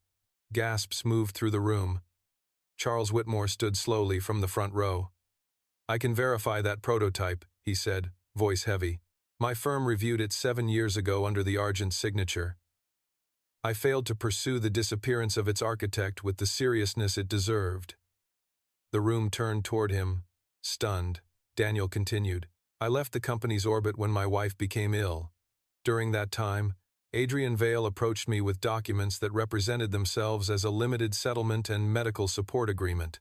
I was told my disputed claims would be preserved privately, that my wife's care would be supported, and that my daughter would be protected from a prolonged legal fight. I signed because I was afraid. I signed because my wife was dying. I signed because powerful people know exactly when honest people are too exhausted to fight." Evelyn lowered her eyes. Charles looked like each word aged him. Daniel changed the screen again.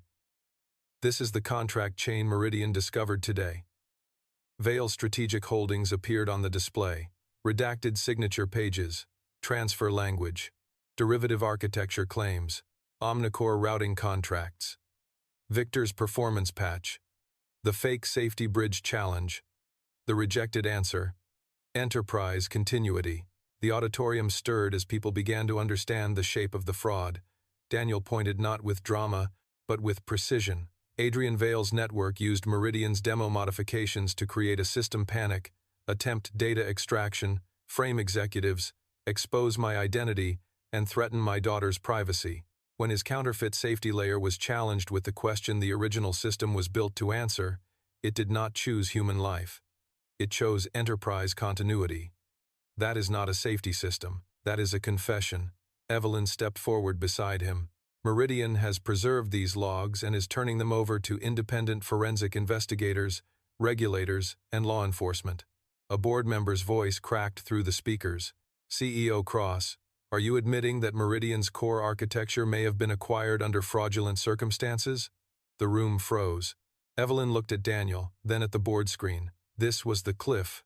Her company's valuation stood on the other side of it, begging her not to jump. She jumped. Yes, she said. A wave of shock rolled through the room. And if that is confirmed, Meridian will correct ownership, compensate Mr. Reed, cooperate fully, and rebuild governance from the ground up. Victor stood so violently his chair scraped backward. You are destroying the company. Evelyn turned toward him. No, Victor. We almost destroyed it by protecting the story instead of the truth. Victor's face twisted. He vanished. We built this. We raised the money, signed the clients, carried the pressure, delivered the product. He doesn't get to come back in a dirty jacket and claim the crown because he kept some sentimental notebook. Daniel finally looked at him. I don't want a crown. Victor laughed, but it was shaking. Then what do you want? Daniel held his gaze. My daughter's name out of your war. My wife's memory out of Adrian Vale's fraud. My work protected from men who think ethics are performance drag. And the truth written somewhere no one can redact it again. That ended Victor's laughter. Suddenly Megan, standing near the technical booth, raised her hand. Mr. Reed, she said, voice urgent. The anonymous account is posting again. Evelyn stiffened. What now? Megan's eyes moved across her tablet. They are claiming the documents you just showed are fabricated. They say if Daniel is really Argent, he should prove it live by restoring sentience without the maintenance bridge. Murmurs erupted. Charles shook his head. Do not take the bait. Evelyn said, we do not need to perform for a criminal. But Daniel looked at the main screen where the old prompt still glowed, and he understood Adrian's move. The public did not understand contracts. It did not understand architecture chains. It did not understand safety, hierarchy, logs, or vendor tunnels. But it understood a challenge. It understood whether the man accused of theft could do something no one else could do. Daniel turned to Megan. Is sentience still isolated? Yes. Client queues sealed? Yes. External access blocked?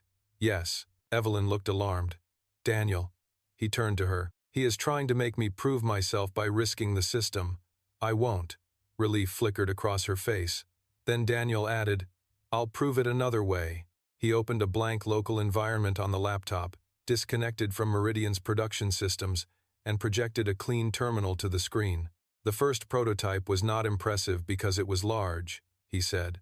It was impressive because it knew when not to act. He began typing. The room watched as simple text appeared line after line.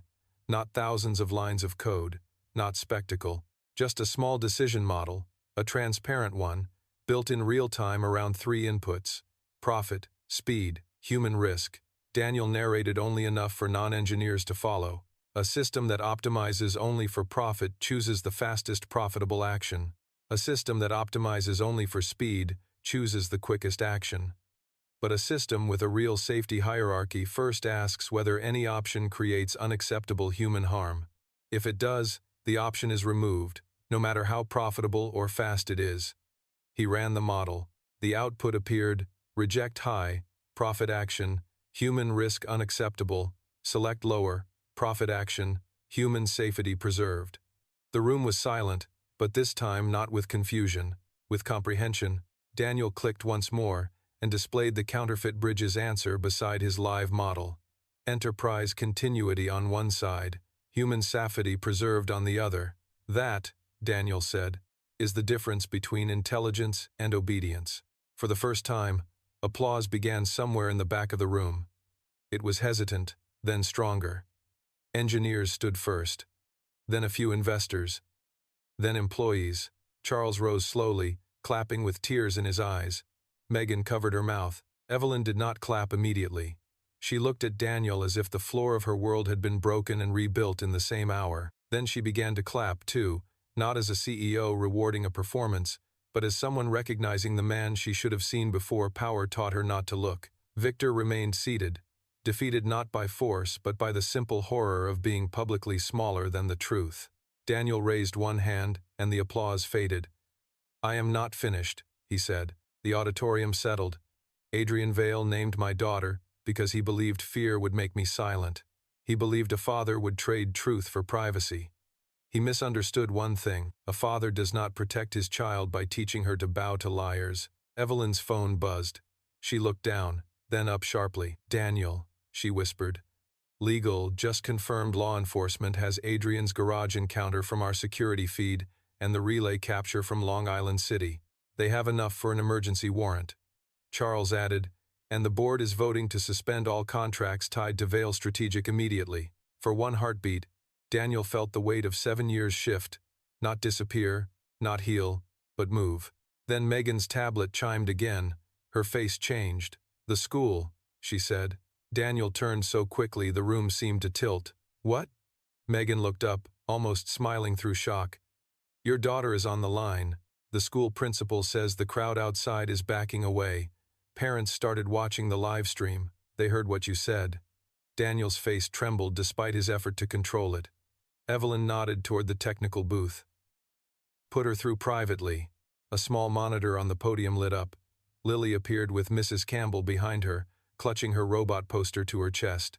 "Daddy?" Daniel stepped closer to the screen, forgetting the auditorium, the investors, the cameras, the company, everything but her face. "Hey, Star." Lily looked worried, but proud in a way that made his throat close. "Mrs. Campbell said people were saying mean things, but then you told the truth." Daniel nodded. "I tried. Did you let them make you mean?" The question broke something soft through the room. Daniel smiled, tired and real. "No." Lily looked at him for a long moment, then lifted her poster. "Then I think machines can learn kindness if people like you teach them." Daniel closed his eyes, and for the first time all day, tears stood openly in them. When he opened them, the auditorium was completely silent. Even Evelyn was crying. Daniel touched the screen lightly, as if he could reach through it. "I'm coming to your science fair," he said. Lily smiled. "I saved the front seat." Daniel laughed once, a small broken sound that carried more relief than any victory speech could. The private feed ended, and Daniel turned back to the auditorium. No one spoke. No one needed to. Adrian Vale had tried to turn Lily into leverage, but instead he had given the world a face to measure the truth against. Evelyn stepped to the podium beside Daniel. "Meridian Dynamics will issue one public statement now," she said. "Daniel Reed is not under investigation by this company. He is the original architect whose work was misappropriated through contracts we are now challenging. His daughter's privacy was violated by a malicious actor.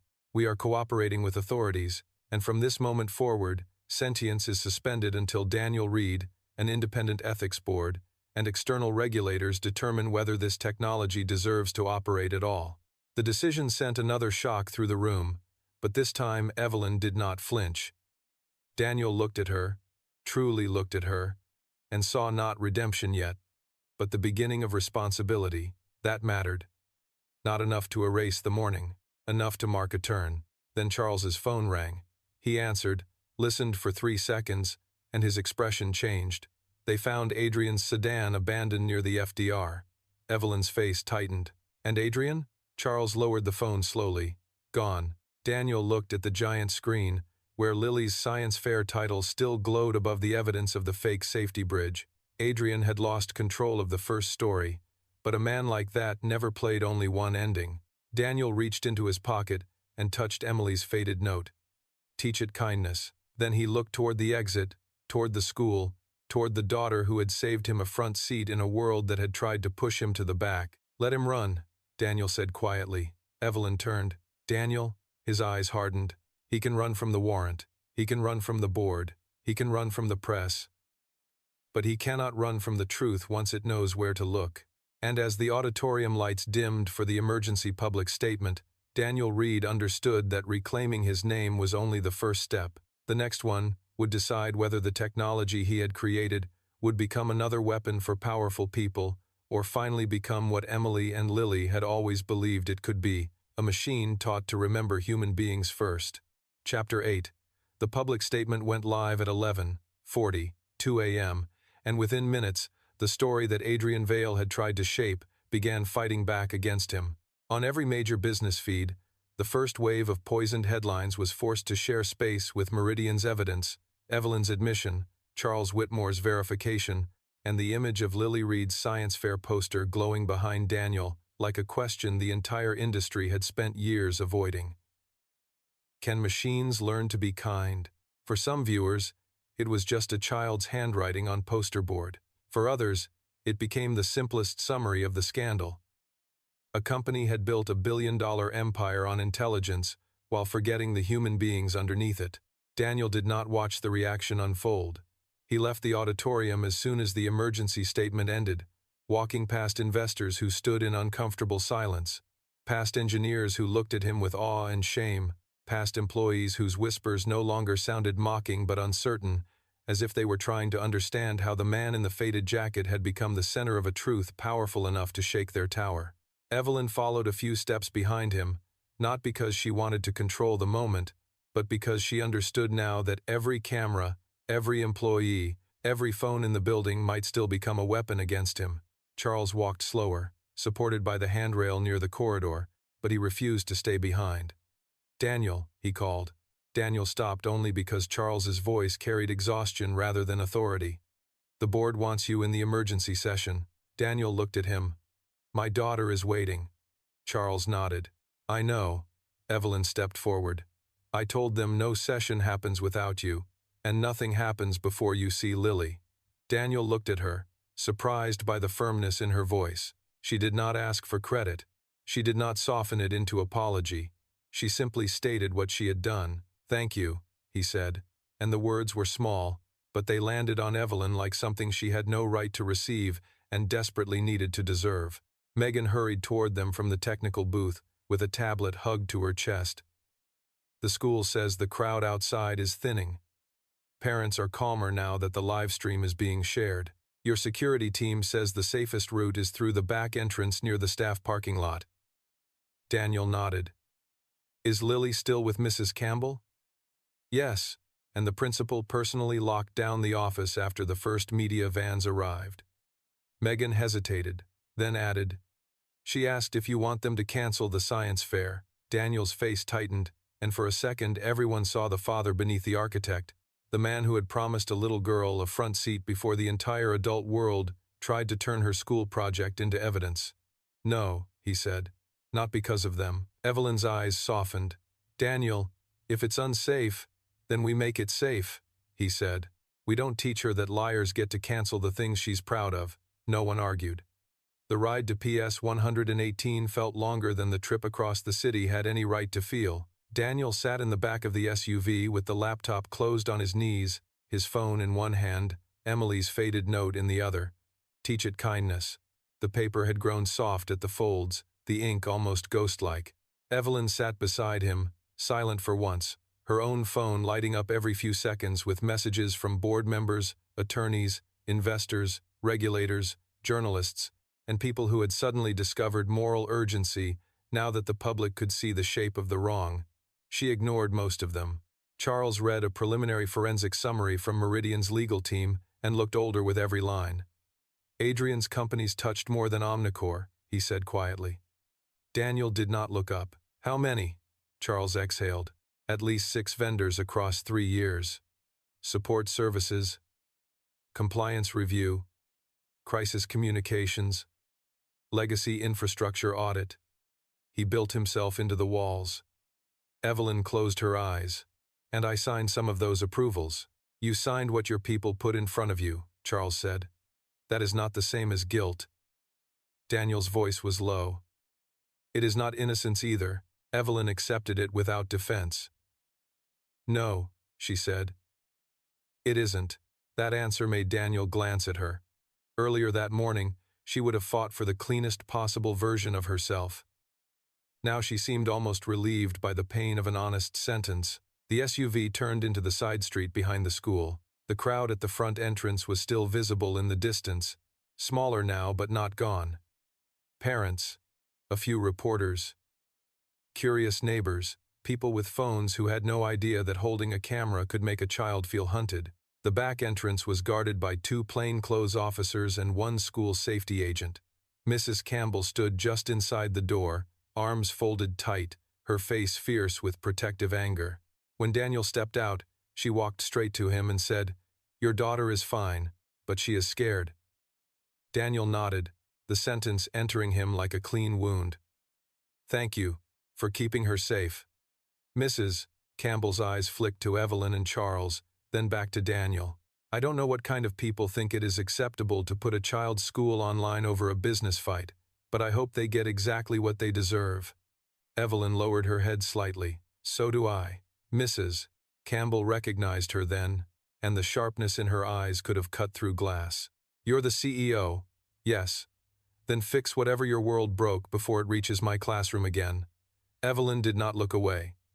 "I will." Daniel followed Mrs. Campbell through the hallway, and the familiar school smells hit him harder than he expected. Crayons, floor wax, cafeteria bread, construction paper, the ordinary sacredness of places where children believed adults knew what they were doing. Student artwork lined the walls. A bulletin board announced the science fair in bright letters. Daniel passed a row of cardboard planets, baking soda volcanoes, a handmade solar system, and then stopped when he saw a drawing Lily had taped near her classroom door weeks earlier. It showed 3 stick figures, Lily, Daniel, and Emily drawn as a star above them. Underneath, in careful handwriting, Lily had written, "My family is small but strong." Evelyn saw it too, and had to turn away. The administrative office door opened before Daniel reached it. Lily stood inside wearing her blue sweater and clutching her poster with both hands. For one heartbeat, father and daughter simply stared at each other, separated by the last few feet of a day that had tried to swallow them. Then Lily dropped the poster, ran across the office, and crashed into Daniel's arms. He lifted her so tightly that she squeaked, then buried his face in her hair. The entire world, all its towers and contracts and servers and lies, disappeared into the weight of his daughter holding on to him. "You came," she whispered.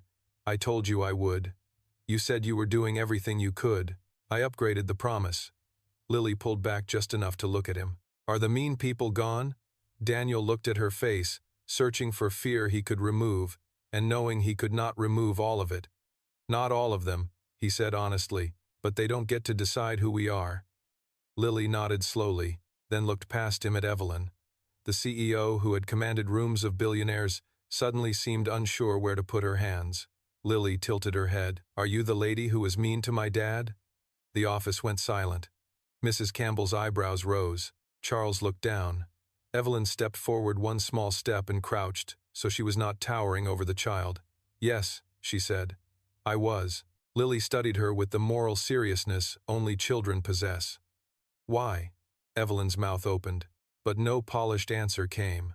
Daniel watched her carefully, not to rescue her, not to punish her, but to see what kind of truth she would choose in front of a child. Evelyn took a breath. "Because I thought important people looked a certain way. I thought success looked expensive, and power looked loud. Your dad did not look like what I expected, so I treated him badly. That was wrong. He tried to help me anyway." Lily frowned. "Daddy does that." A small broken smile touched Evelyn's face. "I know that now." Lily looked at Daniel. "Do we forgive her?" Daniel did not answer quickly. The question was too important to turn into a lesson that cost nothing. He set Lily down but kept one hand on her shoulder. "Forgiveness is not pretending something did not hurt," he said. "And it is not letting people hurt you again." Lily thought about that. "So what is it?" Daniel looked at Evelyn, then back at his daughter. "It is leaving the door open for someone to become better, if they are willing to do the work." Lily considered Evelyn again. "Are you willing?" Evelyn's eyes filled with tears she did not try to hide. "Yes." Lily picked up her poster from the floor and held it out. Then you can come to my science fair, but you have to listen, not talk.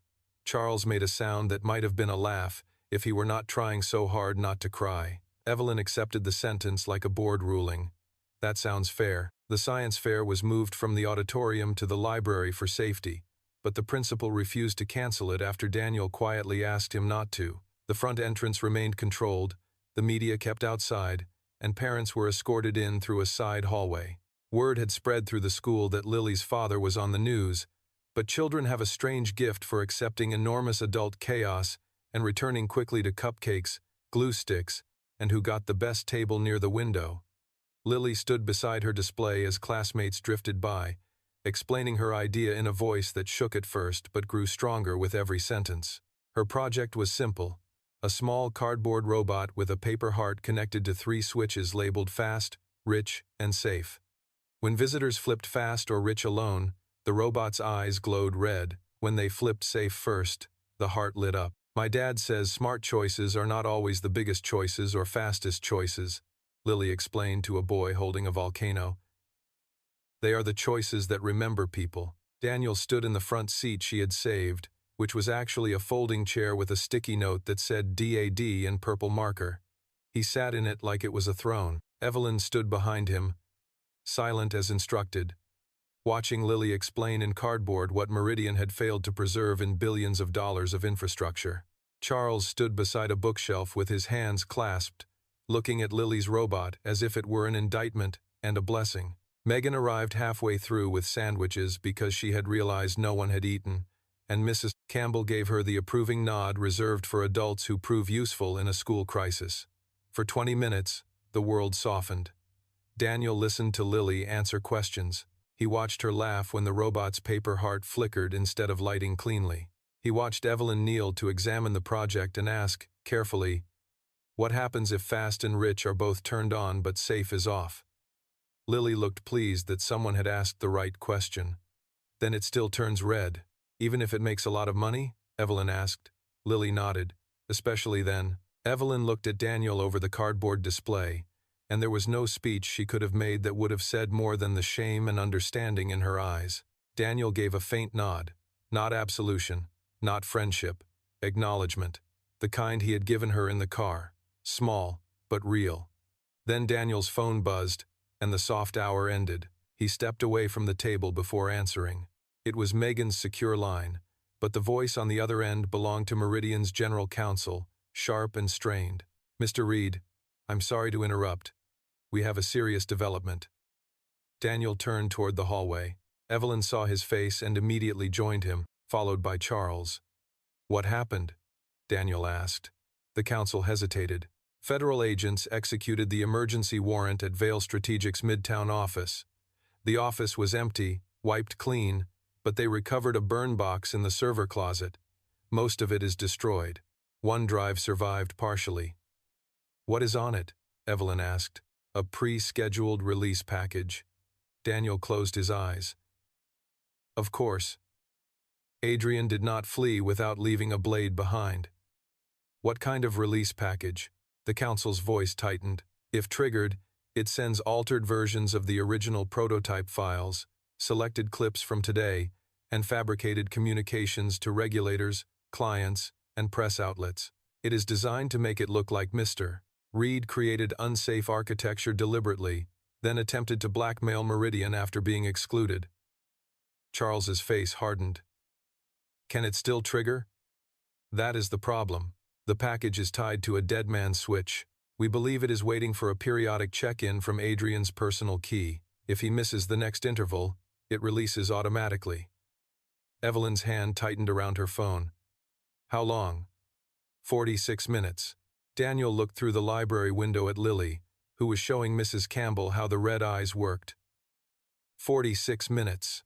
Adrian had built the next trap exactly where he always built them, between truth and survival. If they failed to stop the release, the story would split again, and this time it would be technical enough to confuse regulators, emotional enough to frighten clients, and personal enough to keep Lily's name alive in the storm. Evelyn's voice was quiet. Can we shut it down?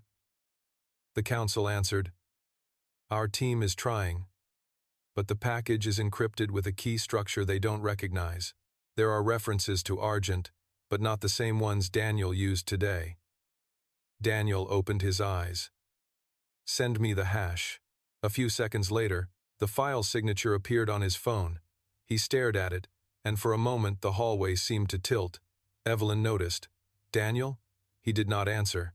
The hash contained another old marker, not Emily's this time, not the wedding anniversary, not something Adrian could have pulled from the decoy. This one was from the earliest private prototype, a marker Daniel had written before Meridian, before Charles, before investors, before even Emily had seen the code. It was a phrase he had typed into an abandoned test file one night when Lily was a newborn and would not stop crying unless he held her against his chest while working. Lily breath. He had never shared it, never submitted it, never placed it in any archive except the real one. Daniel's face lost color. Charles saw it and whispered, "That was not in the decoy." Daniel shook his head slowly. "No," Evelyn's voice dropped. "Then Adrian has the real archive." The sentence settled between them like a door closing. Daniel looked back through the library window at his daughter, who was laughing now as her robot heart finally lit up. Somewhere in the city, Adrian Vale was holding the real private notes Daniel had believed were locked away from the world, and in less than an hour, he could twist them into a lie so convincing it might bury the truth all over again. Daniel turned away from the window, and when he spoke, his voice had become the same razor-calm Evelyn had heard before the public statement. "He doesn't just have the archive." Evelyn's eyes searched his face. "What do you mean?" Daniel looked at the hash again. "He has the part I was afraid to finish." Charles went still. "Daniel, what part?" Daniel folded Emily's note back into his pocket and looked once more at Lily's poster, at the cardboard robot, at the child who still believed intelligence could be taught kindness if the right people were brave enough. "The original self-audit engine," he said, "a system designed to examine its own decisions and expose anyone who tried to corrupt them." Evelyn's breath caught. "That sounds like proof." Daniel's face darkened. "It was, until I shut it down." "Why?" Charles asked. Daniel looked toward the school exit, already moving. "Because if someone removed the human safety priority, the self-audit engine would not just report corruption." He turned back to them, and the fear in his eyes made Evelyn's blood run cold. It would name every person connected to it, guilty or innocent, and publish the chain without mercy. The phone in his hand chimed again. The countdown appeared from Meridian Legal, 00:45:00. Daniel looked at Evelyn. "Get me a clean room, no network except what I approve, and every original Meridian contract from the first year." Evelyn was already dialing. "Where?" Daniel looked at Lily one last time through the glass. "Here." Charles blinked. "At the school?" Daniel nodded. "Adrian wants me to choose between my daughter and the truth again. I'm done letting him choose the battlefield." And as Lily's cardboard robot glowed red, then green, then red again under the library lights, Daniel Reed prepared to rebuild the most dangerous piece of code he had ever buried in the one place Adrian Vale would never understand, a school library, beside a little girl's science fair project about kindness. Chapter 9. The school library became the strangest command center Daniel Reed had ever built, and perhaps the most honest one. There were no glass walls, no branded screens, no executive chairs, no polished slogans about the future thinking with anyone. There were only low bookshelves, carpet squares, paper planets hanging from the ceiling, a whiteboard still covered with vocabulary words, 3 folding tables pushed together, Charles's clean laptop, Evelyn's emergency phone, Megan's tablet, 2 borrowed extension cords from the school office, and Lily's cardboard robot sitting near the window with its paper heart glowing green whenever someone remembered to press the safe switch first. Daniel chose the table farthest from the windows. Evelyn ordered her people to keep every camera outside the building and every adult inside calm. Mrs. Campbell closed the library doors, looked at the CEO, the billionaire investor, the security men, and the exhausted single father standing beside her student's science project, then said, "No one raises their voice in my library." No one did. The countdown on Daniel's phone read 00:41:18. Somewhere outside, Adrian Vale's dead man package waited for a missed key check-in. If it released, altered prototype files would flood regulators, clients, journalists, and investors, mixing enough truth with enough poison to make Daniel look like the architect of negligence, Evelyn look like the keeper of a cover-up, and Meridian look like a company that had lost control of its own origin story. Worse, it would expose pieces of Daniel's real archive, the one he had buried not because it was useless, but because it was dangerous in the hands of people who believed exposure was the same as justice. Daniel opened the partial hash legal had sent and stared at the marker again, Lily breath. He remembered the night he wrote it. Lily had been 3 weeks old, Emily sleeping in a chair beside him, thin and pale but smiling because the baby had finally stopped crying. Daniel had held Lily against his chest while typing with one hand, feeling every tiny breath against his shirt. He had been building the self-audit engine then, a system meant to record not just outputs, but the chain of human decisions behind those outputs, who changed a safety rule, who suppressed a warning, who approved a shortcut, who profited from silence. At the time, it had felt noble, necessary. Then he ran a simulation and watched the engine name not only the corrupt executive who had removed a safety barrier, but every engineer who had touched the file, every manager who had failed to read the memo, every assistant whose credentials had been used, every intern who had merged a patch under instruction. It did not understand mercy. It understood chains. It did not know the difference between guilt, fear, ignorance, pressure, and survival. So Daniel shut it down, labeled it unfinished, and locked it away. Now Adrian had found it. Evelyn stood across from him, watching his face as the silence lengthened. "Tell me exactly what you need," she said. Daniel looked up. Original first-year contracts, board minutes, settlement drafts, vendor access logs. Every communication involving Adrian Vale, Vale Strategic, Omnicore, Victor Shaw, and the first transfer of architecture rights. Not summaries, originals. Evelyn nodded to Megan. "Get Meridian Legal on a secure document room. No filtering." Megan was already moving. "They'll resist." Evelyn's voice sharpened. "Then tell them resistance becomes evidence." Charles sat down slowly at the end of the table. "My firm has archives too. I'll authorize access." Daniel looked at him. "Including the prototype review?" Charles did not hide from the question. "Including everything." His voice broke slightly on the last word, and Daniel knew why. Somewhere in Charles's files was the moment he could have asked the right question and did not. Somewhere in Meridian's files was the lie that had made Daniel disappear. Somewhere in Adrian's package was a weapon built from both. Lily stood near her display with Mrs. Campbell, watching the adults without fully understanding the shape of the war, but understanding enough to know her father's face had become the kind of quiet it wore when bills were overdue, or when he thought she was asleep and allowed himself to look tired. She approached slowly, holding a paper cup of water. "Daddy?"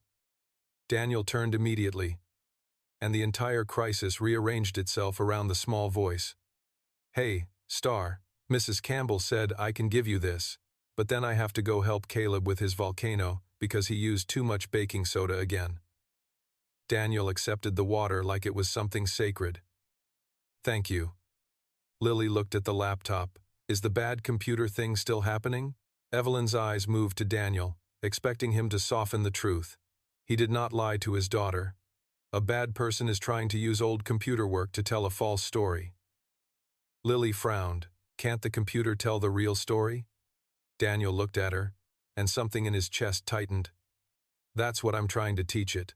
Lily nodded, satisfied with the kind of answer that made more emotional sense than technical sense, then glanced at Evelyn. "Remember, you have to listen." Evelyn almost smiled. "I remember." Lily returned to her classmates, and Daniel watched her go with a look that made Evelyn understand something she had never truly understood in all her leadership seminars and shareholder letters. For some people, the highest-stakes decision in the world still had to fit between school pickup and a child's promise. The secure document room opened on Megan's tablet. Files began appearing, first slowly, then in floods. Meridian Legal sent scanned contracts. Charles's firm sent archived investor notes. Evelyn's assistant sent board minutes. Patrick, perhaps trying to save himself or perhaps finally frightened into usefulness, sent internal vendor approvals. Daniel created 3 folders. What happened? Who changed it? Who benefited? Evelyn watched him sort evidence with almost brutal discipline. He did not begin by defending himself. He began by mapping the truth. The countdown read 003502. Daniel opened the Deadman package hash again and built a local reconstruction around its structure without connecting to it. He did not need to decrypt the full package yet. He needed to understand its trigger logic. Adrian had tied the release to a personal key check-in, but he had also built a secondary validation path through the stolen self-audit engine. If the system believed it had detected corruption suppression, it would release automatically in the name of transparency. Elegant, cruel. Adrian had turned Daniel's most morally ambitious unfinished tool into a public execution machine. He wants the audit engine to think silence equals guilt, Daniel said. Evelyn leaned closer. Can you change that? Not in his copy. Then how do we stop it? We don't stop the audit, Daniel said. We give it a better truth. Charles looked up. Meaning? Daniel pulled up the original self-audit notes. The engine was designed to publish chains of responsibility. Adrian's version has altered inputs, fabricated communications, cut video clips, false code ownership claims, and a corrupted safety removal timeline. If it releases, it will build a coherent lie. But if we feed it authenticated originals with stronger provenance than his altered files, the engine may reject the fabricated chain and reconstruct the real one. Evelyn absorbed the risk. May? Daniel's eyes stayed on the screen. It was unfinished for a reason. The library clock ticked softly above the circulation desk. Somewhere behind them, Caleb's volcano erupted too hard and a group of children cheered. The sound was so ordinary and alive that everyone at Daniel's table paused for half a second. Then the countdown continued. Megan's tablet chimed. Meridian Legal is asking whether uploading originals into an unknown engine creates more liability. Evelyn did not even look at her. Tell legal liability already arrived and is asking better questions than they are. Charles, despite everything, laughed once under his breath. Daniel began building the response packet. He pulled Charles's prototype review with original timestamps. He pulled the first architecture diagram with the Argent signature. He pulled Emily's safety note only after hesitating, then chose not to include the image itself, only its verified timestamp metadata, because some things did not belong to corporations or courts. He pulled the settlement chain showing Vail Strategic Holdings as intermediary. He pulled payment records tied to Emily's medical support. His hands paused there. Evelyn saw the file name and said softly, "You don't have to open that in front of us." Daniel's face remained still. "Yes, I do." He opened it. The record showed 6 months of payments, then termination after Emily's death, then a rights consolidation memo dated 9 days later. Charles lowered his head. Evelyn's eyes filled with anger. They waited 9 days? Daniel's voice was flat. No, they filed in 9 days. They were ready before she died. No one spoke. That was the kind of cruelty that did not need dramatic language. It sat in the room and changed the air. Daniel added the file to what happened. Then he put the morning the Chunket security footage. Evelyn insulting him, the payment slip falling, Daniel warning them, Victor dismissing him, the first alarm, the root bridge activation, the fake safety challenge, the Long Island City relay capture, Adrian in the parking structure admitting enough without realizing the decoy had recorded everything. Evelyn watched her own cruelty appear in the evidence packet and did not ask him to cut it. Daniel noticed. You understand this will show what you did. Evelyn held his gaze. It should. That answer mattered more than another apology. The countdown read 002744. Megan's phone rang. She answered, listened, and looked up. Law enforcement found Adrian's driver. He says Adrian switched cars near the FDR and took a private service toward the heliport. Evelyn's jaw tightened. He's leaving the city. Charles shook his head. Or making us think he is. Daniel stayed focused on the packet. Adrian does not need to leave if the release works. He only needs distance from the trigger. Megan listened again. There's more. The driver says Adrian was on the phone with someone from inside Meridian after the garage.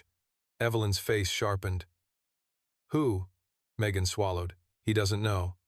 But he heard Adrian say, if Cross suspends sentience, release the founder chain and activate the ethics bomb. Charles whispered. Ethics bomb. Daniel's mouth tightened. That's what he would call it. Evelyn turned toward the library window, where Lily's robot heart glowed green again. He really believes ethics are just another explosive. No, Daniel said. He believes other people's ethics are explosives he can place where he wants. The countdown read 0, 0, 24, 19. Daniel's reconstructed packet was almost ready, but one missing link remained. Proof that Adrian, not Daniel, had altered the self-audit engine. Without it, the engine might still see two competing chains and choose the one with the broader release signature. Adrian's stolen archive carried Daniel's original private markers. That gave it weight. To defeat it, Daniel needed Adrian's own transformation layer. The moment the original audit logic had been changed from human safety hierarchy into exposure hierarchy. We need the alteration file, Daniel said. Evelyn looked at Megan. Where would it be? Daniel answered. Not Meridian, not Omnicore. Adrian would keep that close. Charles said. Vale Strategic's office was wiped. Daniel stared at the screen. He keeps trophies. Evelyn frowned. What? Men like Adrian do not just steal leverage. They archive it. Contracts, signatures, humiliations, private weaknesses. He would keep a copy somewhere he could access during negotiation. Charles looked sick. A leverage vault. Daniel nodded. Cloud or private server? Megan asked. Both, maybe. Daniel looked at the veil. SATCOM pattern captured from the relay. The 7-second pauses. The field network. The garage connection. The personal dead man key. Adrian was mobile, but his system still needed a command source. Not the sedan, not the office, not the heliport. His phone, Daniel said. Evelyn immediately said, Can you access it? Daniel looked at her sharply. No, and we are not becoming him. Evelyn accepted the correction instantly. Then how do we get it legally? Charles was already calling the federal contact. Emergency warrant extension, device seizure and provider preservation. Now, but law moved in minutes Adrian did not intend to give them. The countdown read 00, 19, 50, 3. Daniel leaned back and closed his eyes. If Adrian had the alteration file on his device, and if he had triggered the dead man switch, then the device would periodically sign the check-in. But signatures carried more than authorization. They carried structure.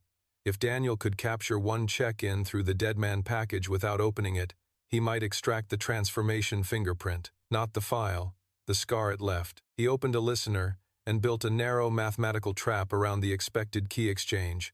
Not a hack, not entry, just observation of the package's own request for proof. Evelyn watched him work, then whispered, Is this legal?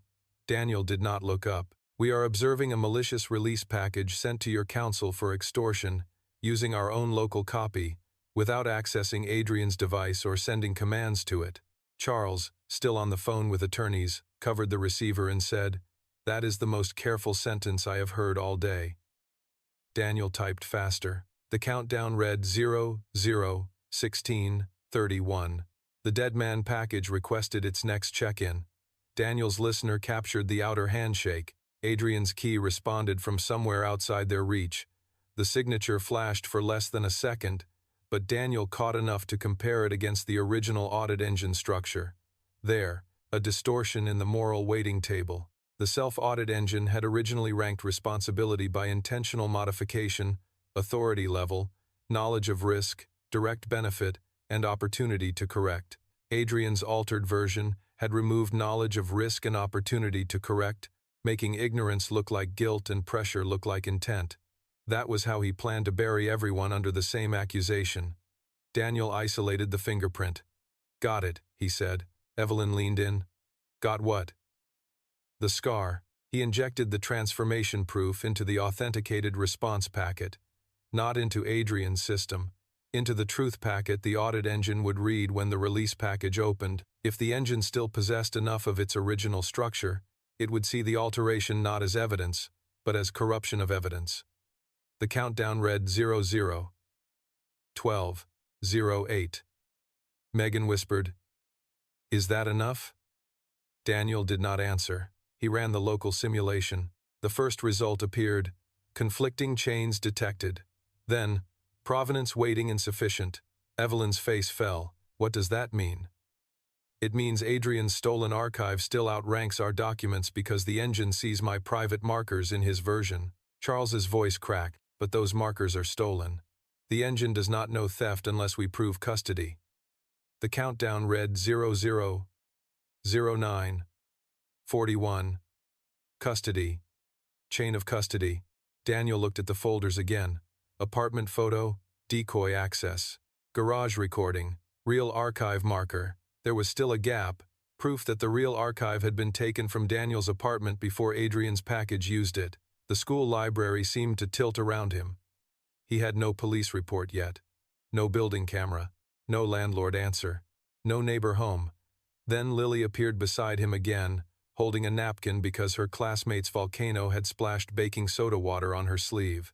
"Daddy," she said, "Mrs. Campbell says the office has cameras at the front door now because somebody stole packages last month. Maybe your apartment building has cameras too." Daniel looked at her. Then he stood so quickly his chair scraped. "Mrs. Alvarez," he said. He called the laundromat owner again. This time the man answered, flustered and frightened. Daniel asked one question. "Do you have security footage from the upstairs hallway?" The owner said yes, but the camera system was cheap, and he did not know how to send it. Evelyn immediately dispatched a security tech already near the apartment, with Daniel staying on the call to prevent anyone from entering the unit.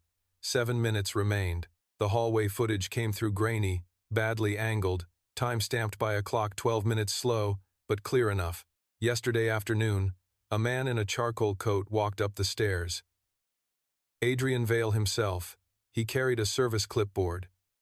He stood at Daniel's door, used a small device on the lock, and entered. He emerged 7 minutes later holding a gray metal case Daniel recognized so deeply that for a moment he could not breathe. The real archive. Emily's old hospital bracelet was still tied around its handle, exactly as Daniel had left it the day he locked it away after her funeral. Lily saw his face and slipped her small hand into his. He held on.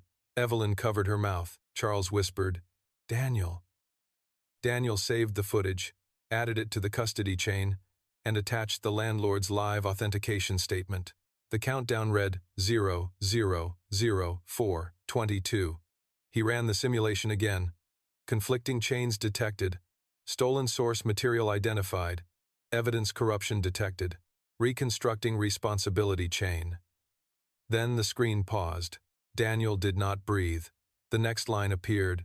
Primary malicious actor, Adrian Vale, Vale Strategic Holdings. Secondary negligence, Victor Shaw. Unauthorized performance modification, governance failure, Meridian board oversight, insufficient acquisition verification, contextual mitigation, Daniel Reed, original architect, source material stolen, Safety priority preserved. Evelyn closed her eyes. Megan whispered, "It worked." Daniel looked at the real countdown, not the simulation. 000211. Not yet. He packaged the authenticated truth response and prepared it for the moment Adrian's dead man release opened. If he sent it early, Adrian might alter the trigger. If he sent it late, the lie would spread first. The correct moment was not before the door opened, but exactly as it opened. He had built the self-audit engine to listen at the point of disclosure. Now he had to trust the unfinished thing he had once feared. Evelyn stood beside him. "Daniel, whatever happens, Meridian will back your chain publicly." Daniel looked at her. "Even if it names Meridian's board? Especially then." Charles said, "My firm too." Lily squeezed Daniel's hand. "Safe first," she whispered. Daniel nodded. The countdown read 000030. Outside the library, a child laughed. Inside, every adult stopped moving. 000015. Daniel placed one hand over Emily's note in his pocket. 000008. He thought of the hospital corridor, Adrian's pen, Emily's fading smile, Lily's newborn breathing against his chest, the payment slip on Meridian's floor, Evelyn tearing it in half, the old prompt asking what the system should protect first. 000003. Daniel sent the packet. 000000. For one terrible second, nothing happened. Then the dead man release opened, and Adrian's package hit the authenticated truth chain like a wave striking stone. The screen filled with lines faster than anyone could read. Fabricated emails rejected. Edited video flagged. Stolen archive custody confirmed. Alteration fingerprint matched to Veil Satcom signature. Ethics bomb neutralized. Self-audit engine restored to original hierarchy. Final chain publishing. Evelyn's phone erupted. Megan's tablet erupted. Charles's attorney shouted through his phone from somewhere far away. Across the internet, the files Adrian intended to weaponize appeared, but not as he had written them. They appeared wrapped inside the self-audit engine's own finding. Attempted evidence corruption detected. Responsibility chain reconstructed. Human safety priority preserved by original architect. Adrian had tried to use Daniel's invention to bury him. Instead, the machine named the man who corrupted it. Daniel stared at the screen, unable to move. Then Lily's robot, still sitting on the table beside them, flickered from red to green as if the room itself had remembered the right answer. Mrs. Campbell began to cry. Evelyn sat down hard in a library chair, one hand over her mouth, not from defeat but from the shock of justice arriving with no applause, only exhaustion. Charles bowed his head. Megan laughed and cried at once. Daniel looked at Lily, and she looked back at him with wide eyes. Did the computer tell the real story? She asked. Daniel knelt in front of her, suddenly too tired to stand. It listened to the right one. Lily hugged him, and for a moment Daniel allowed himself to hold her without watching the door, the phone, the countdown, or the world. But the moment did not last long. Evelyn's phone rang again. She answered, listened, and slowly stood. "They have Adrian," she said. Daniel lifted his head. "Where?" "At the heliport. He was trying to board under a diplomatic consulting clearance. Federal agents stopped him after the self-audit chain published. He is demanding counsel and claiming the release was fabricated by you." Charles gave a dry, broken laugh. "Of course he is." Megan looked at her tablet. The public chain includes the garage recording, the apartment footage, the relay capture, and the altered audit fingerprint. It's spreading everywhere. Evelyn turned to Daniel. "The board is calling an emergency vote. They want you present." Daniel glanced at Lily. Lily, still holding his sleeve, looked toward her science fair table. "Do you have to go?" The question undid him more than any accusation had. Daniel looked at the adults waiting for him, the devices still glowing, the company that owed him truth, the board that would now decide whether to face what it had become, and the child who had saved him a front seat. For 7 years, powerful people had taught him that survival meant choosing work or family, truth or safety, dignity or medical bills, silence or protection. He stood slowly and shook his head. "No," he said. Evelyn blinked. "Daniel?" He looked at her, then Charles, then Megan. "If the board wants to speak with me, they can wait until the science fair is over." The room went still. Then Evelyn nodded, and this time there was no hesitation. "I'll tell them." Lily smiled, small and proud. "Good. Because Caleb's volcano exploded wrong, and I said you could help him make it safer." Daniel laughed, really laughed, for the first time that day. It was quiet, cracked, exhausted, but it was real. He wiped his face with one hand, picked up the paper towels, and followed his daughter back toward the display tables. Behind him, Evelyn Cross walked into the hallway to tell a room full of billionaires, lawyers, and board members that Daniel Reed would join them when he was done being a father. And for the first time in Meridian's history, everyone waited. Chapter 10. For 37 minutes after the self-audit chain exposed Adrian Vale, Daniel Reed did exactly what no billionaire board member, no federal agent, no headline, hungry journalist, and no shaken CEO could understand at first. He helped a nervous fourth grader make a safer volcano.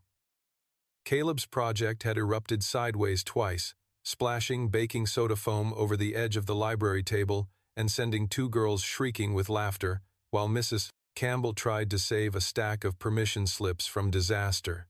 Daniel rolled up the sleeves of his faded jacket, adjusted the cardboard slope, reduced the vinegar, added a paper channel to guide the foam downward, and explained to Caleb that a system did not become better because it exploded bigger.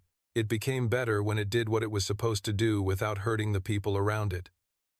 Lily stood beside him, smiling as if her father had just solved the most important problem in the world, and perhaps to her, he had. Evelyn watched from the hallway with Charles beside her, her phone pressed to her chest, the emergency board vote waiting, investors waiting, lawyers waiting, regulators waiting, the whole company waiting, and for the first time in her career, waiting did not feel like failure. It felt like respect. "They are asking again," Megan whispered, approaching with the tablet. "The board wants to know when Mr. Reed will join." Evelyn looked through the library window at Daniel crouched beside two children, his hands still stained with marker ink and baking soda, his cracked phone on the table near Lily's robot. "Tell them he will join when he is finished being a father," she said. Megan nodded, but then hesitated. "They won't like that." Evelyn's eyes did not leave Daniel. "Good. They should learn what it feels like to not be the most important thing in the room." Charles gave a soft, tired laugh. "That may be the first truly intelligent policy Meridian has had all day." Inside the library, Lily's turn finally came.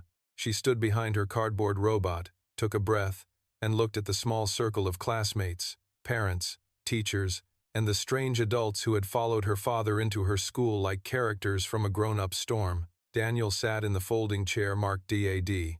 He was not checking his phone. He was not watching the door. He was watching her. Lily pressed the safe switch first, and the robot's heart glowed green. "My project is about whether machines can learn to be kind," she began, her voice small but steady.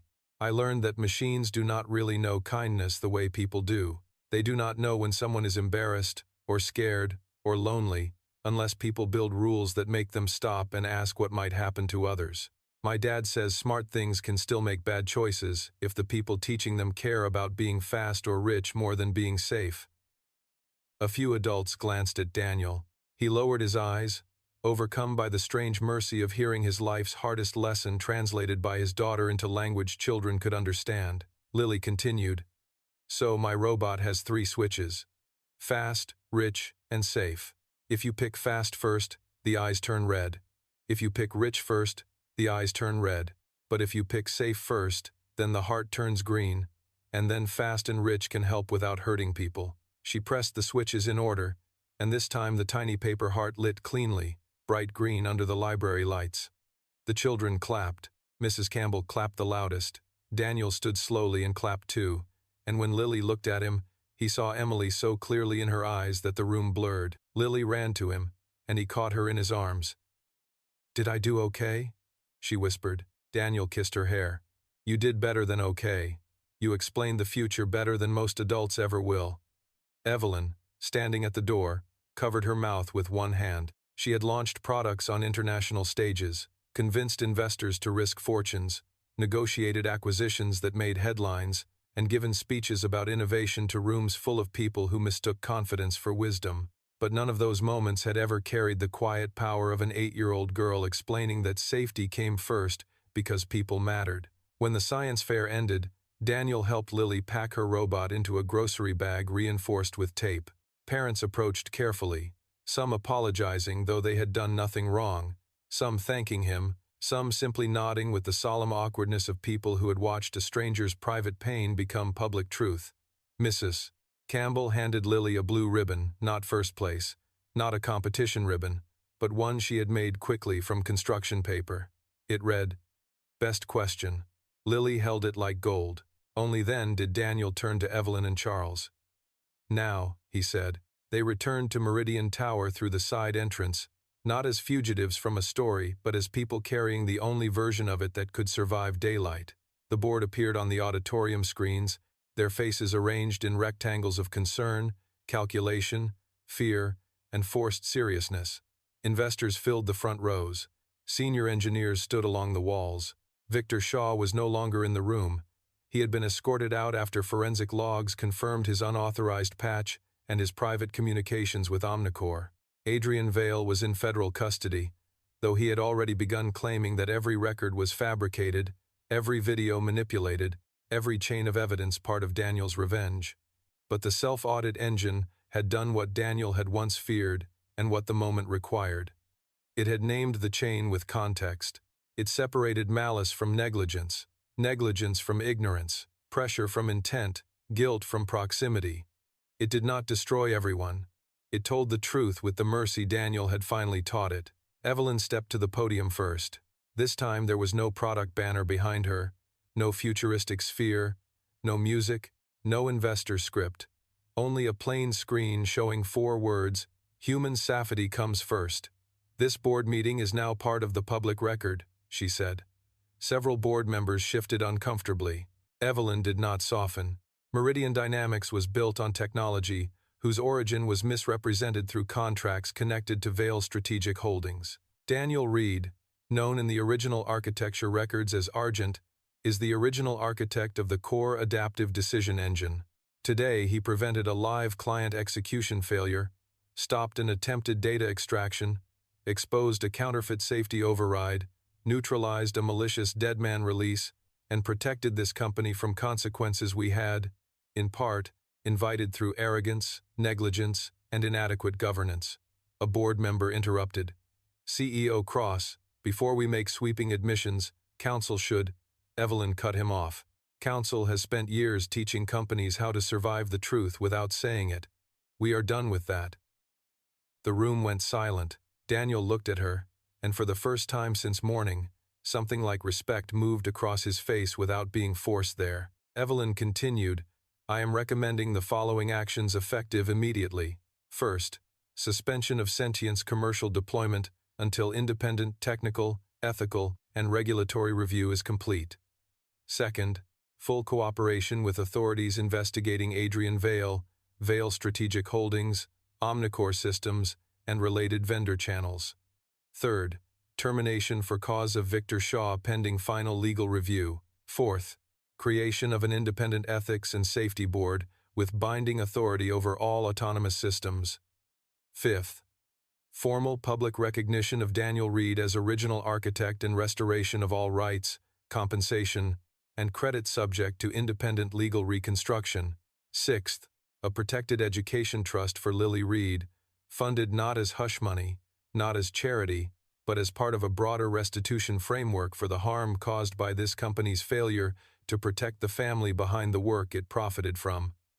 Murmurs erupted. One investor stood. That could cost hundreds of millions. Charles Whitmore rose before Evelyn could answer. His voice carried the weight of age, money, and guilt finally converted into action. Then let it cost hundreds of millions. I will personally support the restructuring, and my firm will not oppose restitution. We funded a future and failed to ask who was erased to make it convenient. That failure ends today. Another board member said, Mr. Reed has not agreed to any role. All eyes turned to Daniel. He walked to the podium, not quickly, not dramatically, just with the same quiet steadiness that had carried him through humiliation, panic, pursuit, and public exposure. He placed Lily's blue construction paper ribbon beside the microphone. Best question. Then he looked at the board. I do not want to run your company, he said. I do not want a revenge title. I do not want a corner office built over my wife's memory. I want 3 things. First, Lily's name removed from every public document where it does not belong, and legal action against anyone who exposed her school. Second, the full truth of what happened to my work, my settlement, and my family made public in language ordinary people can understand. Not buried in filings, not softened in shareholder letters, public, clear, permanent. Third, if Sentience ever operates again, human safety must not be a slogan, a compliance box, or a demo feature. It must be the foundation. If that cannot be guaranteed, shut it down. No one spoke. Daniel looked at the engineers along the wall. Some of you laughed at me this morning. Some of you ignored warnings because the dashboard looked clean. Some of you followed orders you knew felt wrong. I am not here to humiliate you. I know what pressure can do, but understand this. Intelligence at scale magnifies character. If the people building it are afraid to say no, The system will eventually become a very expensive way to hurt people faster. Megan's eyes filled with tears. Evelyn stood very still. Daniel looked back at the board. My daughter asked whether machines can learn kindness. I think the better question is whether powerful people can. The vote that followed did not feel triumphant. Justice rarely arrives like thunder in real life. It arrives through procedures, signatures, reluctant admissions, recorded motions, legal language trying to catch up with moral truth. But one by one, the votes came in. Sentience deployment suspended. Independent review approved. Restitution framework opened. Daniel's authorship acknowledged pending expedited verification, already supported by Charles's prototype archive. Vail strategic contracts frozen. External investigation authorized. Public correction approved. Evelyn remained CEO for the moment, but under emergency oversight she herself had requested. Victor's termination moved forward. Adrian's assets tied to the fraud were flagged for seizure. The first press release went out at 4:18 p.m., not with polished triumph, but with an admission. Meridian Dynamics acknowledges that Daniel Reed, known in early records as Argent, was the original architect of core systems foundational to sentience. The company apologizes to Mr. Reed and his daughter for the harm caused by today's events and by prior failures now under investigation. By sunset, the headlines had changed. Some still hunted scandal because scandal sells better than repair, but others carried the truth. Single father revealed as original AI architect who saved Meridian from disaster. CEO admits company built on misappropriated technology. Child's science project sparks industry debate. Should A be taught human safety first? Daniel did not read most of them. He left Meridian before the evening news cycle began, carrying Lily's robot in one hand and holding Lily's hand with the other. Evelyn walked them to the curb. For a few seconds, none of them spoke. The same street where Daniel had arrived that morning as a disposable contractor now held camera crews calling his name. Security kept them back. Lily leaned against Daniel's side, tired but proud. Evelyn crouched again to Lily's height. "Thank you for letting me listen," she said. Lily considered her. "Are you going to make the robot company better?" Evelyn glanced at Daniel, then back at Lily. "I'm going to try, and I'm going to let people tell me when I'm wrong." Lily nodded. "That helps." Evelyn stood, and Daniel faced her. The apology she owed him could not fit into one sentence, but she tried anyway. "Daniel, I am sorry for what I did when you walked into that room, not because you turned out to be important, because you already were." That was the first apology that reached the right place. Daniel held her gaze. "Do the work," he said. Evelyn nodded. "I will." Charles joined them at the curb, holding an old folder against his chest. "This is a copy of my original prototype review," he said to Daniel. "The first page has my handwritten notes. I should have given it to you years ago." Daniel took the folder. On the top page, beside a sketch of the early decision engine, Charles had written in blue ink, "Argent may be the only one asking the right question." Daniel looked at it for a long time. "You knew," he said. Charles's face crumpled with regret. "I suspected. I let suspicion become silence." Daniel closed the folder. "Then spend the rest of your influence making sure silence becomes expensive." Charles bowed his head. "I will." The ride home was quiet. Their apartment door had been repaired by the time they arrived, and the police had finished photographing the damage. Mrs. Alvarez stood in the hallway with a pot of soup, furious at the world and relieved to see them. "Mija," she said, pulling Lily into a hug, "you are famous now, but you still need dinner." Lily giggled for the first time since morning. Daniel stepped into the apartment slowly. The metal box beneath his bed was gone, but the room itself remained. The kitchen table. The library books. The chipped mug Emily used to love. The window that never fully closed. Their life had been invaded, exposed, twisted, and dragged through the machinery of powerful men, but it was still here. Small, strong. Lily placed her robot on the kitchen table, pressed the safe switch, and watched the green heart glow. "Daddy?"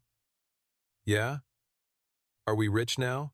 Daniel laughed softly, exhausted. "No, Star. Not tonight. But maybe later? He smiled. Maybe later. She thought about that. Can we still make pancakes shaped like stars? Daniel looked around the tiny kitchen, at the bills still stuck to the fridge, at Emily's photo near the window, at the daughter who had watched the world try to turn her father into a headline and still wanted breakfast shaped like love. Always, he said. Weeks passed. Adrian Vale's case grew larger than Meridian. Investigators found other companies, other erased founders, other contracts signed by desperate people under elegant pressure. Victor Shaw cooperated eventually, not out of nobility but because prison frightened him more than pride sustained him. Meridian's valuation fell, then stabilized, then began the slow, painful process of rebuilding trust under rules Daniel helped design but refused to let anyone name after him. He accepted formal recognition, compensation, and a limited advisory role with binding safety authority, but he worked mostly from home, around Lily's school schedule. Evelyn changed too, not suddenly, not perfectly, but visibly. She stopped speaking first in technical reviews. She put safety engineers in rooms with investors. She created a rule that any employee, contractor, janitor, receptionist, or temporary vendor could halt a demo on safety grounds without fear of retaliation. The policy had no poetic name, but employees called it the Reed Rule anyway. Daniel pretended not to know. On the day Meridian held its first public ethics review, Evelyn opened with Lily's question on the screen. Can machines learn to be kind? Then Daniel stepped up beside her, not in a suit, not polished into someone else's idea of success, but in a clean version of the same work jacket he had worn the day they tried to throw him out. Machines cannot learn kindness alone, he told the room, but they can reflect the priorities of the people who build them. So build carefully, build humbly, and when the quietest person in the room warns you something is wrong, listen before the alarms prove they were right. That evening, Daniel picked Lily up from school. She ran to him with a new ribbon from the district science showcase. This one said first place, but Daniel still kept the blue construction paper ribbon that said best question taped above his desk. As they walked home, Lily slipped her hand into his. Daddy, do people respect you now? Daniel looked at the city ahead, glowing with all its danger and possibility. He thought of Evelyn's apology, Charles's regret, Adrian's capture, the board's vote, the engineers who now asked safety questions before performance questions, and the little robot heart that had glowed green in a library while adults remembered what mattered. Some do, he said. Lily looked up. And the ones who don't? Daniel squeezed her hand. We don't let them make us mean. Lily smiled. Exactly. And for the first time in years, Daniel Reed did not feel buried. He felt seen not because a company had finally printed his name correctly, not because the world had discovered Argent, not because powerful people had been forced to bow to the truth, but because his daughter still saw him the same way she always had, not as a hidden genius, not as a founder, not as a man wronged by an empire, but as the father who came when he promised, listened when it mattered, and believed that even the smartest thing in the world was worthless if it forgot how to protect a human heart. If this story reminded you that quiet fathers, honest workers, and overlooked people often carry the greatest strength, take a moment to like this video and share it with someone who needs to remember that dignity cannot be measured by clothes, job titles, or money. Subscribe for more emotional stories about single fathers, hidden truth, justice, and the people who refuse to let cruelty make them cruel. And in the comments, tell us this. What should every powerful system protect first: profit, speed, or human life?